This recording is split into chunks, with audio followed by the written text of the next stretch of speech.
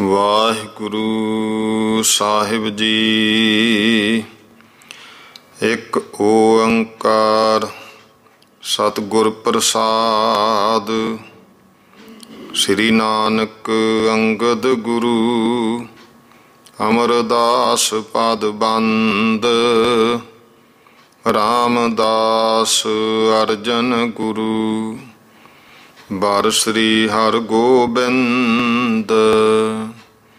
ਹਰੀ ਰਾਏ ਹਰਿ ਕ੍ਰਿਸ਼ਨ ਗੁਰ ਤੇਗ ਬਹਾਦਰ ਚੰਦ। ਦਸਵੇਂ ਗੋਬਿੰਦ ਸਿੰਘ ਗੁਰੂ ਨਮੋ ਚਰਨ ਅਰਬਿੰਦ। ਜਿਸ ਮਹਿ ਅੰਮ੍ਰਿਤ ਗਿਆਨ ਹੈ ਮਾਣਕ ਭਗਤ ਵੈਰਾਗ। ਸ੍ਰੀ ਗੁਰੂ ਗ੍ਰੰਥ ਸਾਹਿਬ ਉद्धਤ ਬੰਦੋਂ ਕਰ ਅਨੁਰਾਗ। ਸ੍ਰੀ ਗੁਰ ਸ਼ਬਦ ਕਮਾਏ ਜਿਨ ਜੀਤੇ ਪੰਚ ਵਿਕਾਰ। ਤਿਨ ਸੰਤਨ ਕੋ ਬੰਦਨਾ ਸਿਰ ਚਰਨਨ ਪਰ ਧਾਰ।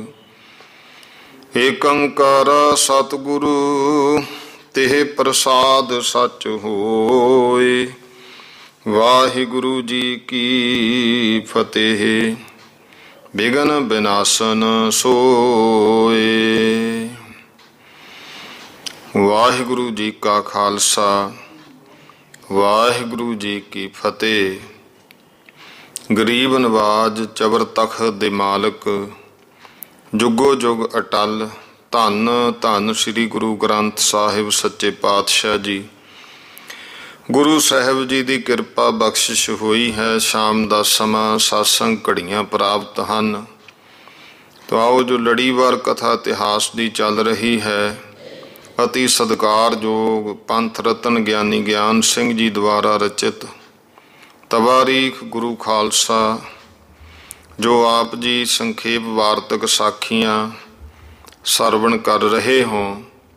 ਕੱਲ੍ਹ ਆਪਾਂ ਇੱਥੇ ਤੱਕ 10ਵੇਂ ਪਾਤਸ਼ਾਹ ਜੀ ਦੇ ਜੀਵਨ ਦਾ ਪ੍ਰਸੰਗ ਸਰਵਣ ਕੀਤਾ ਹੈ ਕਿ ਮਹਾਰਾਜ ਨੇ ਕਿਵੇਂ ਬੰਦਾ ਸਿੰਘ ਬਹਾਦਰ ਨੂੰ ਪੰਜਾਬ ਵੱਲ ਨੂੰ ਤੋਰਿਆ ਔਰ 5 ਸਿੰਘਾਂ ਦੀ 5 ਪਿਆਰਿਆਂ ਦੀ ਅਗਵਾਈ ਵਿੱਚ 25 ਸਿੰਘ ਹੋਰ ਨਾਲ ਤੋਰੇ ਹਨ।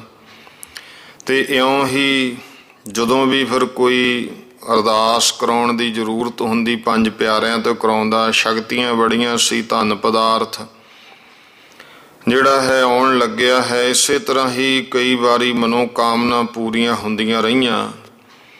ਫਿਰ ਬੰਦਾ ਸਿੰਘ ਬਹਾਦਰ ਨੇ ਸ਼ੇਹਰ ਖੰਡੇ ਪਿੰਡ ਆ ਕੇ ਡੇਰਾ ਰੱਖਿਆ ਅਤੇ 10 ਸਿੰਘ ਗੁਰੂ ਕੇ ਹੁਕਮਨਾਮੇ ਦੇ ਕੇ ਪੰਜਾਬ ਵਿੱਚ ਭੇਜੇ, ਜਿਨ੍ਹਾਂ ਨੂੰ ਸੁਣਦੇ ਸਾਰ ਬੜੇ ਉਤਸ਼ਾਹ ਨਾਲ ਤਮਾਮ ਜਿਹੜੇ ਮਝੈਲੀ ਸਿੰਘ ਹੈ ਮਾਝੇ ਦੇ ਔਰ ਮਾਲਵੇ ਦੇ ਉਹ ਫਿਰ ਬਾਬੇ ਬੰਦੇ ਸਿੰਘ ਵੱਲ ਤੁਰ ਪਏ। ਸਭ ਤੋਂ ਪਹਿਲਾਂ ਮਾਲਵੇ ਦੇ ਸਿੰਘਾਂ ਨੂੰ ਨਾਲ ਲੈ ਕੇ ਭਾਈ ਭਗਤੂ ਜੀ ਕਾ ਜਿਹੜਾ ਫਤਿਹ ਸਿੰਘ ਹੈ ਜਿਹਦੇ ਨਾਂ 'ਤੇ ਚੱਕ ਫਤਿਹ ਸਿੰਘ ਪਿੰਡ ਵੱਜਿਆ ਹੈ ਉਹ ਪਹੁੰਚੇ ਹਨ ਅਤੇ ਫਿਰ ਫੂਲ ਕੇ ਪਹੁੰਚੇ ਹੈ। ਫਿਰ ਮਾਨਸ਼ਾਹੀਏ ਜਿਹੜੇ ਆਲੀ ਸਿੰਘ ਮਾਲੀ ਸਿੰਘ ਇਹ ਸਰਹੰਦ ਨੌਕਰ ਸੀ, ਮਾਨ ਗੋਤ ਸੀ ਇਹਨਾਂ ਦਾ, ਆਲੀ ਸਿੰਘ ਮਾਲੀ ਸਿੰਘ ਦਾ। ਇਹ ਨੌਕਰੀ ਛੱਡ ਕੇ ਫਿਰ ਇਹ ਬਾਬਾ ਬੰਦਾ ਸਿੰਘ ਬਹਾਦਰ ਨੂੰ ਜਾ ਮਿਲੇ ਹਨ। ਜਦੋਂ 250-300 ਸਿੰਘ ਬੰਦੇ ਦੇ ਕੋਲ ਜਮ੍ਹਾਂ ਹੋਇਆ ਤਾਂ ਉਹਦਾ ਹੌਸਲਾ ਵੱਧ ਗਿਆ। ਫਿਰ ਬਾਬੇ ਬੰਦੇ ਸਿੰਘ ਨੇ ਸਾਰੇ ਦੇਸ਼ ਵਿੱਚ ਉਜਾਗਰ ਕਰ ਦਿੱਤਾ ਕਿ ਜਿਸ ਨੇ ਸਮਾਣਾ ਲੁੱਟਣਾ ਹੈ ਸਾਡੇ ਨਾਲ ਮਿਲ ਜਾਵੇ। ਜੀ ਤੋਂ ਫਿਰ ਬਾਂਗਰ ਲੋਕ ਜਿਹੜੇ ਆ ਸੈਂਕੜੇ ਧਾੜਵੀ ਬੰਦੇ ਉਹ ਫਿਰ ਬਾਬੇ ਜੀ ਦੇ ਨਾਲ ਹੋ ਗਏ, ਸਾਥੀ ਬਣ ਗਏ। ਜਦੋਂ ਬੰਦੇ ਨੂੰ ਖਬਰ ਮਿਲੀ ਕਿ ਬਾਦਸ਼ਾਹੀ ਖਜ਼ਾਨਾ ਕਈ ਲੱਖ ਰੁਪਈਆ ਦਿੱਲੀ ਨੂੰ ਜਾ ਰਿਹਾ ਹੈ, ਉਹ ਹੱਲਾ ਕਰਕੇ ਫਿਰ ਬਹੂਨੀ ਪਿੰਡ ਦੇ ਕੋਲੇ ਲੁੱਟਿਆ ਅਤੇ ਸਾਰੇ ਲੋਕਾਂ ਵਿੱਚ ਵੰਡਿਆ। ਜੀ ਤੋਂ ਲੋਕਾਂ ਦਾ ਹੌਸਲਾ ਬਹੁਤ ਵੱਧ ਗਿਆ। ਭਾਵੇਂ ਖਜ਼ਾਨੇ ਦੀ ਰਾਖੀ ਫੌਜ ਨੇ ਲੜਾਈ ਕੀਤੀ ਪਰ ਹਾਰ ਖਾ ਕੇ ਭੱਜ ਨਿਕਲੀ। ਫਿਰ ਤੇ ਬਾਬੇ ਬੰਦੇ ਸਿੰਘ ਦੇ ਲਸ਼ਕਰ ਦਾ ਹੌਸਲਾ ਬਹੁਤ ਵੱਧ ਗਿਆ। ਕਈ 100 ਲਟੇਰੇ ਇਕੱਠੇ ਹੋ ਕੇ ਸਮਾਣੇ ਪਰ ਜਾ ਪਏ। ਲੁੱਟ ਤੇ ਕਤਲ ਮਚਾ ਦਿੱਤੀ। ਸ਼ਹਿਰ ਵਿੱਚ ਹਲਚਲ ਭਾਜੜ ਪੈ ਗਈ। ਇੱਕ ਨੇ ਦੂਸਰੇ ਨੂੰ ਲੁੱਟਿਆ ਮਾਰਿਆ, ਸਭ ਨੂੰ ਆਪੋ ਤਾਪੀ ਪੈ ਗਈ। ਕੋਈ ਕਿਸੇ ਦੀ ਸਹਾਇਤਾ ਕਰਨ ਨੂੰ ਨਹੀਂ ਉੱਠਿਆ। 3 ਦਿਨ ਇਹ ਹਾਲ ਰਿਹਾ। ਫਿਰ ਗਿਰਦਨਬਾਈ ਆਲੇ ਦੁਆਲੇ ਦੇ ਪਿੰਡ ਜਿਹੜੇ ਸੀ ਉਹ ਲੁੱਟਣ ਆ ਵੜੇ। ਸਮਾਣੇ ਦਾ ਮਲੀਆ ਮੇਟ ਕਰਤਾ। ਉਸ ਸਮੇਂ ਦਾ ਬਰਬਾਦ ਹੋਇਆ ਸਮਾਣਾ ਹੁਣ ਤਾਈਂ ਉਜੜਿਆ ਪਿਆ ਹੈ। ਇਹ ਖਬਰ ਜਦੋਂ ਸਰਹੰਦ ਪੁੱਜੀ ਤਾਂ ਸ਼ਹਿਰੀ ਲੋਕ ਆਪਣੇ ਲੁੱਟੇ ਮਾਰੇ ਜਾਣ ਦੇ ਡਰ ਤੋਂ ਬਹੁਤ ਪਛਤਾਉਣ ਲੱਗੇ ਕਿ ਅਸੀਂ ਸਾਹਿਬਜ਼ਾਦਿਆਂ ਨੂੰ ਇੱਥੇ ਸ਼ਹੀਦ ਕਿਉਂ ਹੋਣ ਦਿੱਤਾ। ਇਧਰ ਲੁਟੇਰੇ ਲੋਕਾਂ ਦੇ ਐਸੇ ਹੌਸਲੇ ਵਧੇ ਕਿ ਆਪੋ ਆਪਣੇ ਘਰਾਂ ਤੋਂ ਹਥਿਆਰ ਘੋੜੇ ਲੈ ਕੇ ਬੰਦਾ ਸਿੰਘ ਦੇ ਸਾਥੀ ਬਣ ਗਏ। ਇੱਕ ਬੜਾ ਲਸ਼ਕਰ ਲੁਟੇਰਿਆਂ ਦਾ ਹੋਣ ਕਰਕੇ ਰਾਜ ਰੌਲਾ ਪੈ ਗਿਆ। ਹਾਕਮ ਦਾ ਡਰ ਉਹ ਨਾ ਰਿਹਾ। ਇੱਕ ਪਿੰਡ ਨੇ ਦੂਸਰੇ ਪਿੰਡ ਨੂੰ, ਇੱਕ ਆਦਮੀ ਨੇ ਦੂਜੇ ਆਦਮੀ ਨੂੰ ਮਾਰਨ ਲੁੱਟਣ ਉੱਤੇ ਹੀ ਲੱਕ ਬੰਨ੍ਹ ਲਿਆ। ਫਿਰ ਬੰਦੇ ਦੇ ਹੁਕਮ ਨਾਲ ਸੈਂਕੜੇ ਪਿੰਡ ਮੁਸਲਮਾਨਾਂ ਦੇ ਸਿੱਖਾਂ ਨੇ ਲੁੱਟ ਖਸੋਟ ਕੇ ਉਜਾੜ ਦਿੱਤੇ। ਜਿਹੜੇ ਪਠਾਨ ਦਾਮਲੇ ਵਾਲੇ ਭੰਗਾਣੀ ਦੇ ਜੰਗ ਵਿੱਚੋਂ ਗੁਰੂ ਸਾਹਿਬ ਨੂੰ ਦਗਾ ਦੇ ਕੇ ਦੌੜ ਗਏ ਸੀ, ਉਹਨਾਂ ਦਾ ਕਸਬਾ ਲੁੱਟ ਮਾਰ ਕੇ ਚੂਰ ਕਰਤਾ। ਇਸੇ ਤਰ੍ਹਾਂ ਹੀ ਕਸਬਾ ਕੁੰਜਪੁਰੇ ਵਿੱਚ ਗੋਬੱਧ ਹੁੰਦਾ ਸੀ, ਗਊ ਦਾ ਵੱਧ। ਇਹ ਸੁਣ ਕੇ ਉਸ ਨੂੰ ਵੀ ਜਾ ਕੇ ਲੁੱਟਿਆ। ਇਉਂ ਲੁੱਟਦੇ ਮਾਰਦੇ ਸਿੱਖਾਂ ਨੇ ਇੱਕ ਦਿਨ ਟੋਹੇ ਪਿੰਡ ਦੀਆਂ ਜਿਹੜਾ ਹੈ ਉਹ ਫਿਰ ਜਿਹੜੇ ਕੋਈ ਜਾਂਦੇ ਸੀ ਪੱਤੇ ਵਗੈਰਾ ਲੈ ਕੇ, ਭੁੱਖ ਲੱਗੀ ਸਿੰਘਾਂ ਨੇ ਉਹ ਲੈ ਕੇ ਖੋਹ ਕੇ ਛਕ ਲਏ। ਜਿੱਤੋਂ ਸਾਰਾ ਪਿੰਡ ਸਿੰਘਾਂ ਦੇ ਗਲ ਪਿਆ। ਫਿਰ ਕੌਣ ਧੀਰਜ ਧਰਦਾ ਹੈ। ਹੋਰ ਸਿੱਖ ਆ ਪਹੁੰਚੇ, ਪਿੰਡ ਨੂੰ ਲੁੱਟ ਪੁੱਟ ਕੇ ਕੰਗਾਲ ਕਰ ਦਿੱਤਾ। ਉਸੇ ਸਮੇਂ ਤੋਂ ਫਿਰ ਮੁਸਤਫਾਬਾਦ ਦੇ ਵਿੱਚ 2000 ਸਵਾਰ 2 ਤੋਪਾਂ ਲੈ ਕੇ ਉਤਰਿਆ ਹੋਇਆ ਸੀ, ਉਹ ਚੜ੍ਹ ਆਏ। ਬੜੀ ਭਾਰੀ ਲੜਾਈ ਹੋਈ। ਸਿੰਘਾਂ ਨੇ ਹੱਲਾ ਕਰਕੇ ਤੁਰਕਾਂ ਦੀਆਂ ਤੋਪਾਂ ਵੀ ਖੋਹੀਆਂ। ਇਸ ਕਰਕੇ ਉਹਨਾਂ ਨੂੰ ਭਾਜੜ ਪੈ ਗਈ। ਸੈਂਕੜੇ ਘੋੜੇ ਹੋਰ ਸਭ ਕੁਝ ਤਲਵਾਰਾਂ ਸੂਤ ਕੇ ਜਦੋਂ ਸਿੰਘ ਪਿੱਛੇ ਲੱਗ ਗਏ, ਸੈਂਕੜੇ ਕਤਲ ਕੀਤੇ, ਘੋੜੇ ਹਥਿਆਰ ਖੋਹ ਲਿਆਏ। ਫਿਰ ਉਸ ਸਮੇਂ ਸਢੌਰੇ ਦੇ ਹਿੰਦੂਆਂ ਨੇ ਫਰਿਆਦ ਕੀਤੀ ਕਿ ਸ਼ਹਿਰ ਦੇ ਸੈਯਦ ਕਿਸੇ ਹਿੰਦੂ ਦੀ ਬਹੂ ਬੇਟੀ ਨੂੰ ਆਪਣੇ ਜ਼ੋਰ ਨਾਲ 5-7 ਦਿਨ ਘਰ ਰੱਖੇ ਬਿਨਾਂ ਇਹ ਖਿਆਲ ਛੱਡਦੇ ਨਹੀਂ ਤੇ ਨਾ ਸਾਨੂੰ ਮੁਰਦਾ ਫੂਕਣ ਦਿੰਦੇ। ਤੁਰਕਾਂ ਦੇ ਜ਼ੁਲਮ ਸੁਣ ਕੇ ਬੰਦਾ ਸਿੰਘ ਬਹਾਦਰ ਨੇ ਸਢੌਰੇ ਨੂੰ ਲੁੱਟਣ ਮਾਰਨ ਦਾ ਫਿਰ ਹੁਕਮ ਦਿੱਤਾ। ਉੱਥੋਂ ਦੇ ਸੈਯਦਾਂ ਨੇ ਮੁਸਲਮਾਨੀ ਇਕੱਠੀ ਕਰਕੇ ਜੰਗ ਆਰੰਭਿਆ। ਸਾਰਾ ਦਿਨ ਦੋਹਾਂ ਪਾਸਿਆਂ ਤੋਂ ਤੀਰ ਬੰਦੂਕ ਚੱਲਦੇ ਰਹੇ। ਪਿਛਲੇ ਪੈਰ ਬੰਦਾ ਸਿੰਘ ਨੇ ਆਪਣੇ ਦੋਵੇਂ ਤੋਪਾਂ ਜਿਹੜੀਆਂ ਮੁਸਤਫਾਬਾਦ ਜੰਗ ਦੇ ਵਿੱਚ ਖੋਹੀਆਂ ਸੀ ਉਹ ਜੋੜਤੀਆਂ ਤੇ ਆਪ ਇੱਕ ਆਵੇ ਉੱਤੇ ਖੜ ਕੇ ਗੁਰੂ ਕੇ ਤੀਰਾਂ ਵਿੱਚੋਂ ਸਤਨਾਮ ਪੜ੍ਹ ਕੇ ਇੱਕ ਤੀਰ ਚਲਾਤਾ, ਜਿਹਦੇ ਛੁੱਟਦਿਆਂ ਸੀ ਅੰਧੇਰੀ ਚੱਲੀ ਕਿ ਰੇਤੇ ਨੇ ਤੁਰਕਾਂ ਦੀਆਂ ਅੱਖਾਂ ਭਰਤੀਆਂ। ਸਿੰਘ ਕੋਟ ਨੂੰ ਤੋੜ ਕੇ ਅੰਦਰ ਜਾ ਵੜੇ। ਕਤਲੇਆਮ ਸ਼ੁਰੂ ਕਰਤੀ। ਬੋਦੀ ਵਾਲੇ ਬਿਨਾਂ ਚੁਣ ਕੇ ਫਿਰ ਸੈਂਕੜੇ ਤੁਰਕ ਜਿਹੜੇ ਆ ਉਹ ਮਾਰ ਦਿੱਤੇ। ਤੋਬਾ ਤੋਬਾ ਦੀ ਪੁਕਾਰ ਮੱਚੀ। ਅਖੀਰ ਵੱਡੇ ਵੱਡੇ ਸੈਯਦ ਕਾਜੀ ਮੌਲਵੀ ਮਿਲ ਕੇ ਬੰਦਾ ਸਿੰਘ ਦੇ ਪੈਰੀਂ ਆ ਪਏ। ਅਮਨ ਮੰਗਿਆ ਤਾਂ ਬੰਦੇ ਨੇ ਫਿਰ ਲੁੱਟ ਮਾਰ ਬੰਦ ਕਰਾਈ। ਦੂਜੇ ਦਿਨ ਉਹਨਾਂ ਦੇ ਪੀਰ ਬਹੀ ਆਸਰ ਨਾਮ ਤੇ ਕੁਮੈਤ ਸ਼ਾਹ, ਉਹਨਾਂ ਦੀਆਂ ਕਬਰਾਂ ਜਿਨ੍ਹਾਂ ਦੀਆਂ ਕਰਾਮਾਤਾਂ ਦਾ ਤੁਰਕਾਂ ਨੂੰ ਬਹੁਤ ਵੱਡਾ ਅਭਿਮਾਨ ਸੀ, ਪਟਵਾ ਕੇ ਉਹਨਾਂ ਦੀਆਂ ਹੱਡੀਆਂ ਜਲਾਤੀਆਂ। ਬੰਦੇ ਦੀ ਇਹ ਸ਼ਕਤੀ ਸੁਣ ਕੇ ਸਾਰੇ ਮੁਸਲਮਾਨੀ ਲੋਕ ਕੰਬ ਉੱਠੇ। ਉੱਥੋਂ ਦੇ ਬੜੇ ਬੜੇ ਮੁਹੰਮਦੀਆਂ ਨੇ ਸੁਲ੍ਹਾ ਕਰਕੇ ਲਿਖਤ ਪਾਤੀ ਕਿ ਅਸੀਂ ਕਦੇ ਕੋਈ ਕੰਮ ਹਿੰਦੂਆਂ ਨੂੰ ਖਿਜਾਉਣ ਵਾਸਤੇ ਜਾਂ ਦਿਖਾਉਣ ਲਈ ਨਹੀਂ ਕਰਾਂਗੇ। ਇਸ ਤਰ੍ਹਾਂ ਮੇਲ ਹੋਣ ਤੋਂ ਫਿਰ ਬੰਦਾ ਸਿੰਘ ਨੇ ਉਸੇ ਥਾਂ ਤੇ ਡੇਰਾ ਕੀਤਾ। ਤੁਰਕਾਂ ਬੇਈਮਾਨਾਂ ਨੇ ਵਜੀਦ ਖਾਂ ਸੂਬੇ ਨੂੰ ਬੁਲਾਵਾ ਭੇਜਤਾ। ਉਹ ਪਰਵਾਨਾ ਰਾਹ ਵਿੱਚੋਂ ਫੜਿਆ ਗਿਆ ਤਾਂ ਬੰਦਾ ਸਿੰਘ ਨੇ ਉਹਨਾਂ ਨੂੰ ਦੇਖ ਕੇ ਫਿਰ ਝੂਠੇ ਕਰਕੇ ਕਤਲੇਆਮ ਦਾ ਹੁਕਮ ਦਿੱਤਾ ਤੇ ਨਾਲੇ ਸਾਰੇ ਤੁਰਕ ਘੇਰੇ ਗਏ। ਅਖੀਰ ਉਹਨਾਂ ਨੇ ਅਤੀ ਦੀਨ ਹੋ ਕੇ ਜਦੋਂ ਜਾਨ ਅਮਾਨ ਮੰਗੀ ਤਾਂ ਬੰਦੇ ਨੇ ਆਖਿਆ ਵੀ ਇਸ ਜਿਹੜਾ ਗੜੀ 'ਚ ਵੜ ਜਾਵੇਗਾ ਉਹ ਛੱਡਿਆ ਜਾਊ, ਬਾਕੀ ਸਭ ਕਤਲ। ਫਿਰ ਤਾਂ ਬੜੇ ਬੜੇ ਅਮੀਰ ਮੌਲਵੀ ਕਾਜੀ ਆਪਣੇ ਸੰਬੰਧੀਆਂ ਸਮੇਤ ਸਾਰੇ ਉਸ ਗੜੀ ਵਿੱਚ ਧੱਸ ਗਏ ਤੇ ਜਿਹੜੇ ਗਰੀਬ ਸੀ ਉਹਨਾਂ ਨੂੰ ਕਿਸੇ ਨੂੰ ਤੁਰਕਾਂ ਨੂੰ ਥਾਂ ਨਾ ਮਿਲਿਆ। ਬੰਦਾ ਸਿੰਘ ਨੇ ਫਿਰ ਉਸੇ ਸਮੇਂ ਉਲਟਾ ਅਮਲ ਕੀਤਾ। ਜਿਹੜੇ ਗੜੀ ਵਾਲੇ ਸਨ ਬੜੇ, ਉਹ ਸਾਰੇ ਕਤਲ ਕਰ ਸੁੱਟੇ। ਇਸ ਤਰ੍ਹਾਂ ਗੁਰੂ ਕੇ ਮਿੱਤਰ ਪੀਰ ਬੁੱਧੂ ਸ਼ਾਹ ਦਾ ਵੈਰ ਲੈ ਕੇ ਗੁਰੂ ਸਾਹਿਬ ਦਾ ਫਿਰ ਬਚਨ ਪਾਲਿਆ। ਬਸ ਸਢੌਰੇ ਦੇ ਮਰਨੇ ਤੇ ਪੀਰਾਂ ਦੇ ਜਰਨ ਕਰਕੇ ਸਾਰੇ ਤੁਰਕਾਂ ਦੇ ਮਨ ਵਿੱਚ ਹੌਲ ਪਾਤਾ।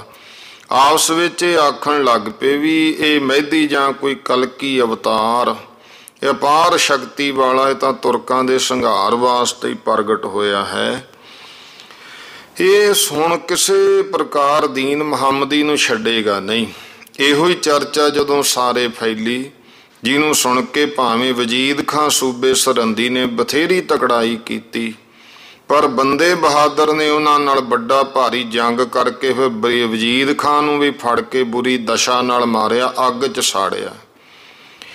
ਉਹਦੇ ਸਾਹਮਣੇ ਤੜਫਾ ਤੜਫਾ ਕੇ ਜਿਹੜੇ ਸੰਬੰਧੀ ਮਾਰੇ ਤੇ ਸੁੱਚੇ ਨੰਦ ਦੀਵਾਨ ਦੇ ਟੱਬਰ ਨੂੰ ਕਤਲ ਕਰਕੇ ਸੁੱਚੇ ਨੰਦ ਦੇ ਨੱਕ ਵਿੱਚ ਨਕੇਲ ਪਾਈ, ਕੌਡੀ ਕੌਡੀ ਉਹਨੂੰ ਹੱਟੀ ਤੋਂ ਮੰਗਵਾਈ ਤੇ ਇਉਂ ਫਿਰ ਉਸ ਨੂੰ ਮਾਰਿਆ। ਇਸੇ ਤਰ੍ਹਾਂ ਹੋਰ ਬਹੁਤ ਲੋਕ ਜਿਨ੍ਹਾਂ ਨੇ ਸਾਹਿਬਜ਼ਾਦਿਆਂ ਨੂੰ ਮਰਵਾਉਣ ਵਿੱਚ ਸਲਾਹ ਦਿੱਤੀ ਸੀ, ਸਾਰਿਆਂ ਨੂੰ ਜਾਨੋਂ ਮੁਕਾ ਛੱਡਿਆ। ਭਾਵੇਂ ਸਰਹੰਦ ਤਾਂ ਬੰਦੇ ਨੇ ਨਾ ਉਜਾੜੀ, ਪਰ ਗੁਰੂ ਕੇ ਵਿਰੋਧੀਆਂ ਦਾ ਕਟੰਬ ਸਮੇਤ ਤੁਖਮ ਉਠਾਤਾ। 52 ਲੱਖ ਜਿਹੜੀ ਹੈ ਇਹ ਮੁਲਕ ਬੌਣੀ ਸਰਹੰਦ ਪਰ।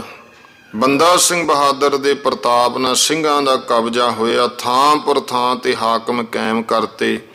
ਜਿਸ ਦਿਨ ਬਾਬੇ ਬੰਦੇ ਸਿੰਘ ਬਹਾਦਰ ਨੇ ਜੇਠਵਦੀ 14 ਸੰਮਤ 1765 ਨੂੰ ਸਰਹੰਦ ਮਾਰੀ, ਵਜੀਦਾ ਸਾੜਿਆ, ਉਸੇ ਦਿਨ ਸਾਰੇ ਜੰਗਾਂ ਯੁੱਧਾਂ ਤੇ ਕੰਮਾਂ ਦਾ ਹਾਲ ਭੂਰਾ ਭੂਰਾ ਭਲੀ ਭਾਂਤ ਬਾਬੇ ਬੰਦਾ ਸਿੰਘ ਬਹਾਦਰ ਨੇ ਲਿਖਾ ਕੇ ਬਾਬੇ ਦੀਪ ਸਿੰਘ ਦੇ ਹੱਥ ਦੇ ਕਰਕੇ ਗੁਰੂ ਸਾਹਿਬ ਬੰਨੀ ਤੋਰਤਾ, ਜਿਹਨੇ ਹੌਲੀ ਹੌਲੀ 1.5 ਮਹੀਨੇ ਵਿੱਚ ਸਾਰਾ ਰਸਤਾ ਲੰਘ ਕੇ ਗੁਰੂ ਸਾਹਿਬ ਅੱਗੇ ਜਾ ਕੇ ਮੱਥਾ ਟੇਕਿਆ। ਸਰਬ ਸਿੰਘਾਂ ਦੇ ਤੇ ਬੰਦਾ ਸਿੰਘ ਵੱਲੋਂ ਹੱਥ ਜੋੜ ਕੇ ਫਤਿਹ ਗਜਾ ਕੇ ਦੰਡਵਤ ਕਰਕੇ ਉਹੀ ਕਾਗਜ਼ ਜੋ ਬੰਦਾ ਸਿੰਘ ਦਾ ਲਿਖਿਆ ਹੋਇਆ ਸੀ ਗੁਰੂ ਸਾਹਿਬ ਅੱਗੇ ਧਰਿਆ, ਜਿਹਨੂੰ ਪੜ੍ਹ ਸੁਣ ਕੇ ਗੁਰੂ ਸਾਹਿਬ ਜੀ ਸਮੇਤ ਸਾਰੇ ਖਾਲਸੇ ਨੇ ਐਡੀ ਖੁਸ਼ੀ ਮਨਾਈ ਤੇ ਜਕਾਰੇ ਗਜਾਏ ਜੋ ਜਾਮਿਆਂ ਦੀਆਂ ਤਣੀਆਂ ਟੁੱਟ ਗਈਆਂ, ਫੁੱਲੇ ਹੋਏ ਅੰਗ ਵਿੱਚ ਨਾ ਸਮਾਏ। ਉਸ ਵੇਲੇ ਜੋ ਕੁਛ ਜਿਹਦੇ ਪਾਸ ਸੀ ਉਹ ਗਰੀਬਾਂ ਨੂੰ ਵੰਡਿਆ। 500 ਰੁਪਏ ਦਾ ਕੜਾਹ ਪ੍ਰਸ਼ਾਦ ਕਰਾ ਕੇ ਵਰਤਾਇਆ, ਛਲਕ ਕੀਤੀ ਤੇ ਬਾਬਾ ਦੀਪ ਸਿੰਘ ਜੀ ਨੂੰ ਜੋ ਖਬਰ ਲੈ ਕੇ ਆਏ ਸਨ, ਗੁਰੂ ਸਾਹਿਬ ਜੀ ਨੇ ਆਪਣੀ ਸਾਰੀ ਪੁਸ਼ਾਕ ਤੇ ਸ਼ਸਤਰ ਇਹ ਦੇ ਕਰਕੇ ਧਰਮ ਕਰਮ ਧਰਮ ਅਰਥ ਕਾਮ ਮੋਕਸ਼ੇ ਚਾਰੋਂ ਪਦਾਰਥ ਬਖਸ਼ੇ, ਜਿਸ ਕਰਕੇ ਉਹਨਾਂ ਦਾ ਵੀ ਲੋਕ ਪ੍ਰਲੋਕ ਜਿਹੜਾ ਹੈ ਉਹ ਸੁਧਰ ਗਿਆ। ਜਦੋਂ ਇਹ ਸਾਰੀ ਖਬਰ ਦੱਖਣ ਦੇਸ਼ ਬਹਾਦਰ ਸ਼ਾਹ ਬਾਦਸ਼ਾਹ ਦੇ ਕੋਲੇ ਪਹੁੰਚੀ ਤਾਂ ਬਹੁਤ ਫਿਕਰ ਕਰਨੇ ਲੱਗਾ, ਸੰਸਿਆਂ ਦੇ ਸਮੁੰਦਰ ਵਿੱਚ ਗਰਕ ਹੋ ਗਿਆ। ਫਿਰ ਭਾਈ ਨੰਦ ਲਾਲ ਜੀ ਨੂੰ ਬੁਲਾ ਕੇ ਬਹੁਤ ਸਾਰੇ ਤੋਹਫੇ ਰੁਪਈਏ ਦੇ ਕੇ ਗੁਰੂ ਸਾਹਿਬ ਦੇ ਕੋਲ ਭੇਜਿਆ ਤੇ ਇਹ ਬੇਨਤੀ ਕੀਤੀ ਕਿ ਮਹਾਰਾਜ ਨੂੰ ਕਹੀਂ ਹੁਣ ਮੇਰੇ ਜਿੰਨੇ ਵੀ ਹੈ ਬੰਦੇ ਜਿਹੜੇ ਤੁਹਾਡੇ ਬੈਰੀ ਸੀ, ਉਹ ਬੈਰੀਆਂ ਨੂੰ ਮਾਰ ਕੇ ਹੁਣ ਇਹ ਜਿਹੜਾ ਹੈ, ਜਿਵੇਂ ਇਹ ਬੇਨਤੀ ਕੀਤੀ, ਮਹਾਰਾਜ ਪਹਿਲਾਂ ਤੁਸੀਂ ਮੇਰੇ ਬੈਰੀਆਂ ਨੂੰ ਮਾਰ ਕੇ ਆਪ ਹੀ ਮੈਨੂੰ ਬਾਦਸ਼ਾਹੀ ਦਵਾਈ ਹੈ, ਉਹਦੇ ਕਾਇਮ ਰੱਖਣ ਦੀ ਲਾਜ ਵੀ ਹੁਣ ਤੁਹਾਨੂੰ ਹੀ ਹੈ। ਸੋ ਬਾਦਸ਼ਾਹੀ ਤਾਦੀ ਕਾਇਮ ਰਹਿ ਸਕਦੀ ਹੈ ਜੇ ਮੁਲਕ ਦੇ ਵਿੱਚ ਅਮਨ ਬਣਿਆ ਰਹੂਗਾ। ਮੈਂ ਆਪ ਜੀ ਦੀ ਇੱਛਾ ਦੇ ਅਨੁਸਾਰ ਸੇਵਾ ਨਹੀਂ ਕਰ ਸਕਿਆ, ਇਸ ਵਾਸਤੇ ਮੈਂ ਤੁਸਾਂ ਵੱਲੋਂ ਜਰਦਰੂ ਹਾਂ। ਪਰ ਇੱਕ ਗੱਲੋਂ ਖੁਸ਼ੀ ਵੀ ਹੈ, ਜਿਹੜੀ ਟਹਿਲ ਹਜੂਰ ਨੇ ਮੈਨੂੰ ਫਰਮਾਈ ਸੀ, ਮੈਂ ਆਪਣੀ ਕਾਇਰਤਾ ਤੇ ਸਬੱਬ ਕਰਕੇ ਨਹੀਂ ਕਰ ਸਕਿਆ, ਉਹ ਆਪ ਨੇ ਆਪਣੇ ਇੱਕ ਬੰਦੇ ਨੂੰ ਭੇਜ ਕੇ ਕਰਾ ਲਈ।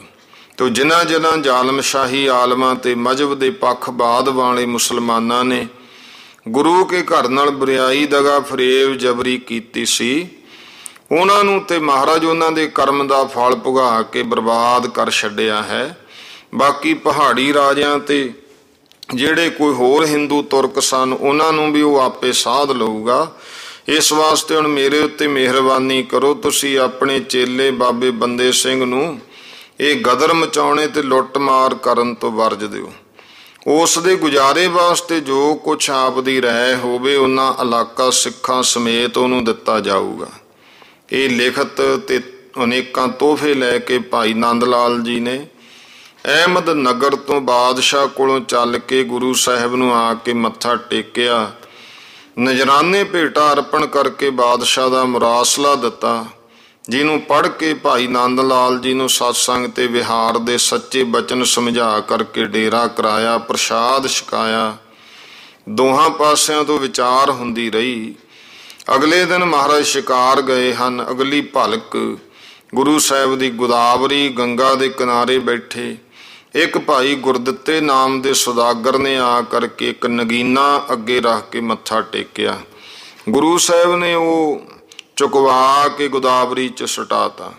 ਉਹਦੇ ਮਨ ਵਿੱਚ ਫੁਰਨਾ ਫੁਰਿਆ, ਇਹ ਐਸੇ ਬੇਕਦਰ ਗੁਰੂ ਨੂੰ ਅੱਗੇ ਐਸੀ ਅਮੋਲਕ ਚੀਜ਼ ਮੈਂ ਕਿਉਂ ਰੱਖੀ। ਇਹ ਉਹਦੇ ਮਨ ਦੀ ਸਮਝ ਕੇ ਗੁਰੂ ਸਾਹਿਬ ਨੂੰ ਆਖਿਆ, ਭਾਈ ਗੁਰਦਿੱਤਾ, ਨਗੀਨਾ ਜੋ ਹੁਣ ਅਸੀਂ ਸੈੱਟ ਬੈਠੇ ਹਾਂ, ਤੂੰ ਜਲ ਵਿੱਚ ਹੱਥ ਮਾਰ, ਲੱਭ ਜੂਗਾ। ਜਦ ਉਹਨੇ ਬਚਨ ਮੰਨ ਕੇ ਜਲ ਵਿੱਚ ਪ੍ਰਵੇਸ਼ ਕੀਤਾ, ਉਹਨੂੰ ਬੇਅੰਤ ਕੀਮਤੀ ਨਗੀਨੇ ਨਜ਼ਰ ਆਏ ਤਾਂ ਗੁਰੂ ਸਾਹਿਬ ਦੇ ਚਰਨ ਫੜ ਲਏ, ਬੇਨਤੀ ਕੀਤੀ, ਮਹਾਰਾਜ ਤੁਹਾਡੀਆਂ ਤੁਸੀਂ ਜਾਣੋ, ਅਸੀਂ ਤੁੱਛ ਬੁੱਧੀ ਵਾਲੇ ਜੀਵ ਆਪ ਜੀ ਦੀ ਕਲਾ ਨਹੀਂ ਸਮਝ ਸਕਦੇ। ਐਵੇਂ ਪਏ ਝੂਠ ਗਮਾਨ ਪਦਾਰਥਾਂ ਦੇ ਅਸੀਂ ਜਿਹੜੇ ਆ ਝੂਠੇ ਪਦਾਰਥਾਂ ਦਾ ਗਮਾਨ ਕਰਦੇ ਆ। ਤੁਸੀਂ ਈਸ਼ਵਰ ਲੋਗੋਂ ਸਾਰੇ ਬ੍ਰਹਿਮੰਡ ਦੀ ਮਾਇਆ ਤੁਹਾਡੇ ਹੱਥ ਵਿੱਚ ਹੈ, ਜਿੱਥੋਂ ਚਾਹੋ ਪ੍ਰਗਟ ਕਰ ਦਿਓ। ਹੁਣ ਮੇਰੇ ਉੱਤੇ ਕਿਰਪਾ ਕਰੋ, ਜਿਸ ਤੇ ਮਨ ਵਿੱਚ ਕੋਈ ਵਿਕਾਰ ਨਾ ਫੁਰੇ। ਉਸ ਦੀ ਇਹ ਬੇਨਤੀ ਸੁਣ ਕੇ ਗੁਰੂ ਸਾਹਿਬ ਨੇ ਉਹਨੂੰ ਫਿਰ ਬ੍ਰਹਮ ਗਿਆਨ ਦਾ ਉਪਦੇਸ਼ ਦੇ ਕਰ ਨਿਹਾਲ ਕੀਤਾ। ਉਸ ਦਿਨ ਤੋਂ ਉਸ ਘਾਟ ਦਾ ਨਾਮ ਨਗੀਨਾ ਘਾਟ ਪ੍ਰਸਿੱਧ ਹੋਇਆ।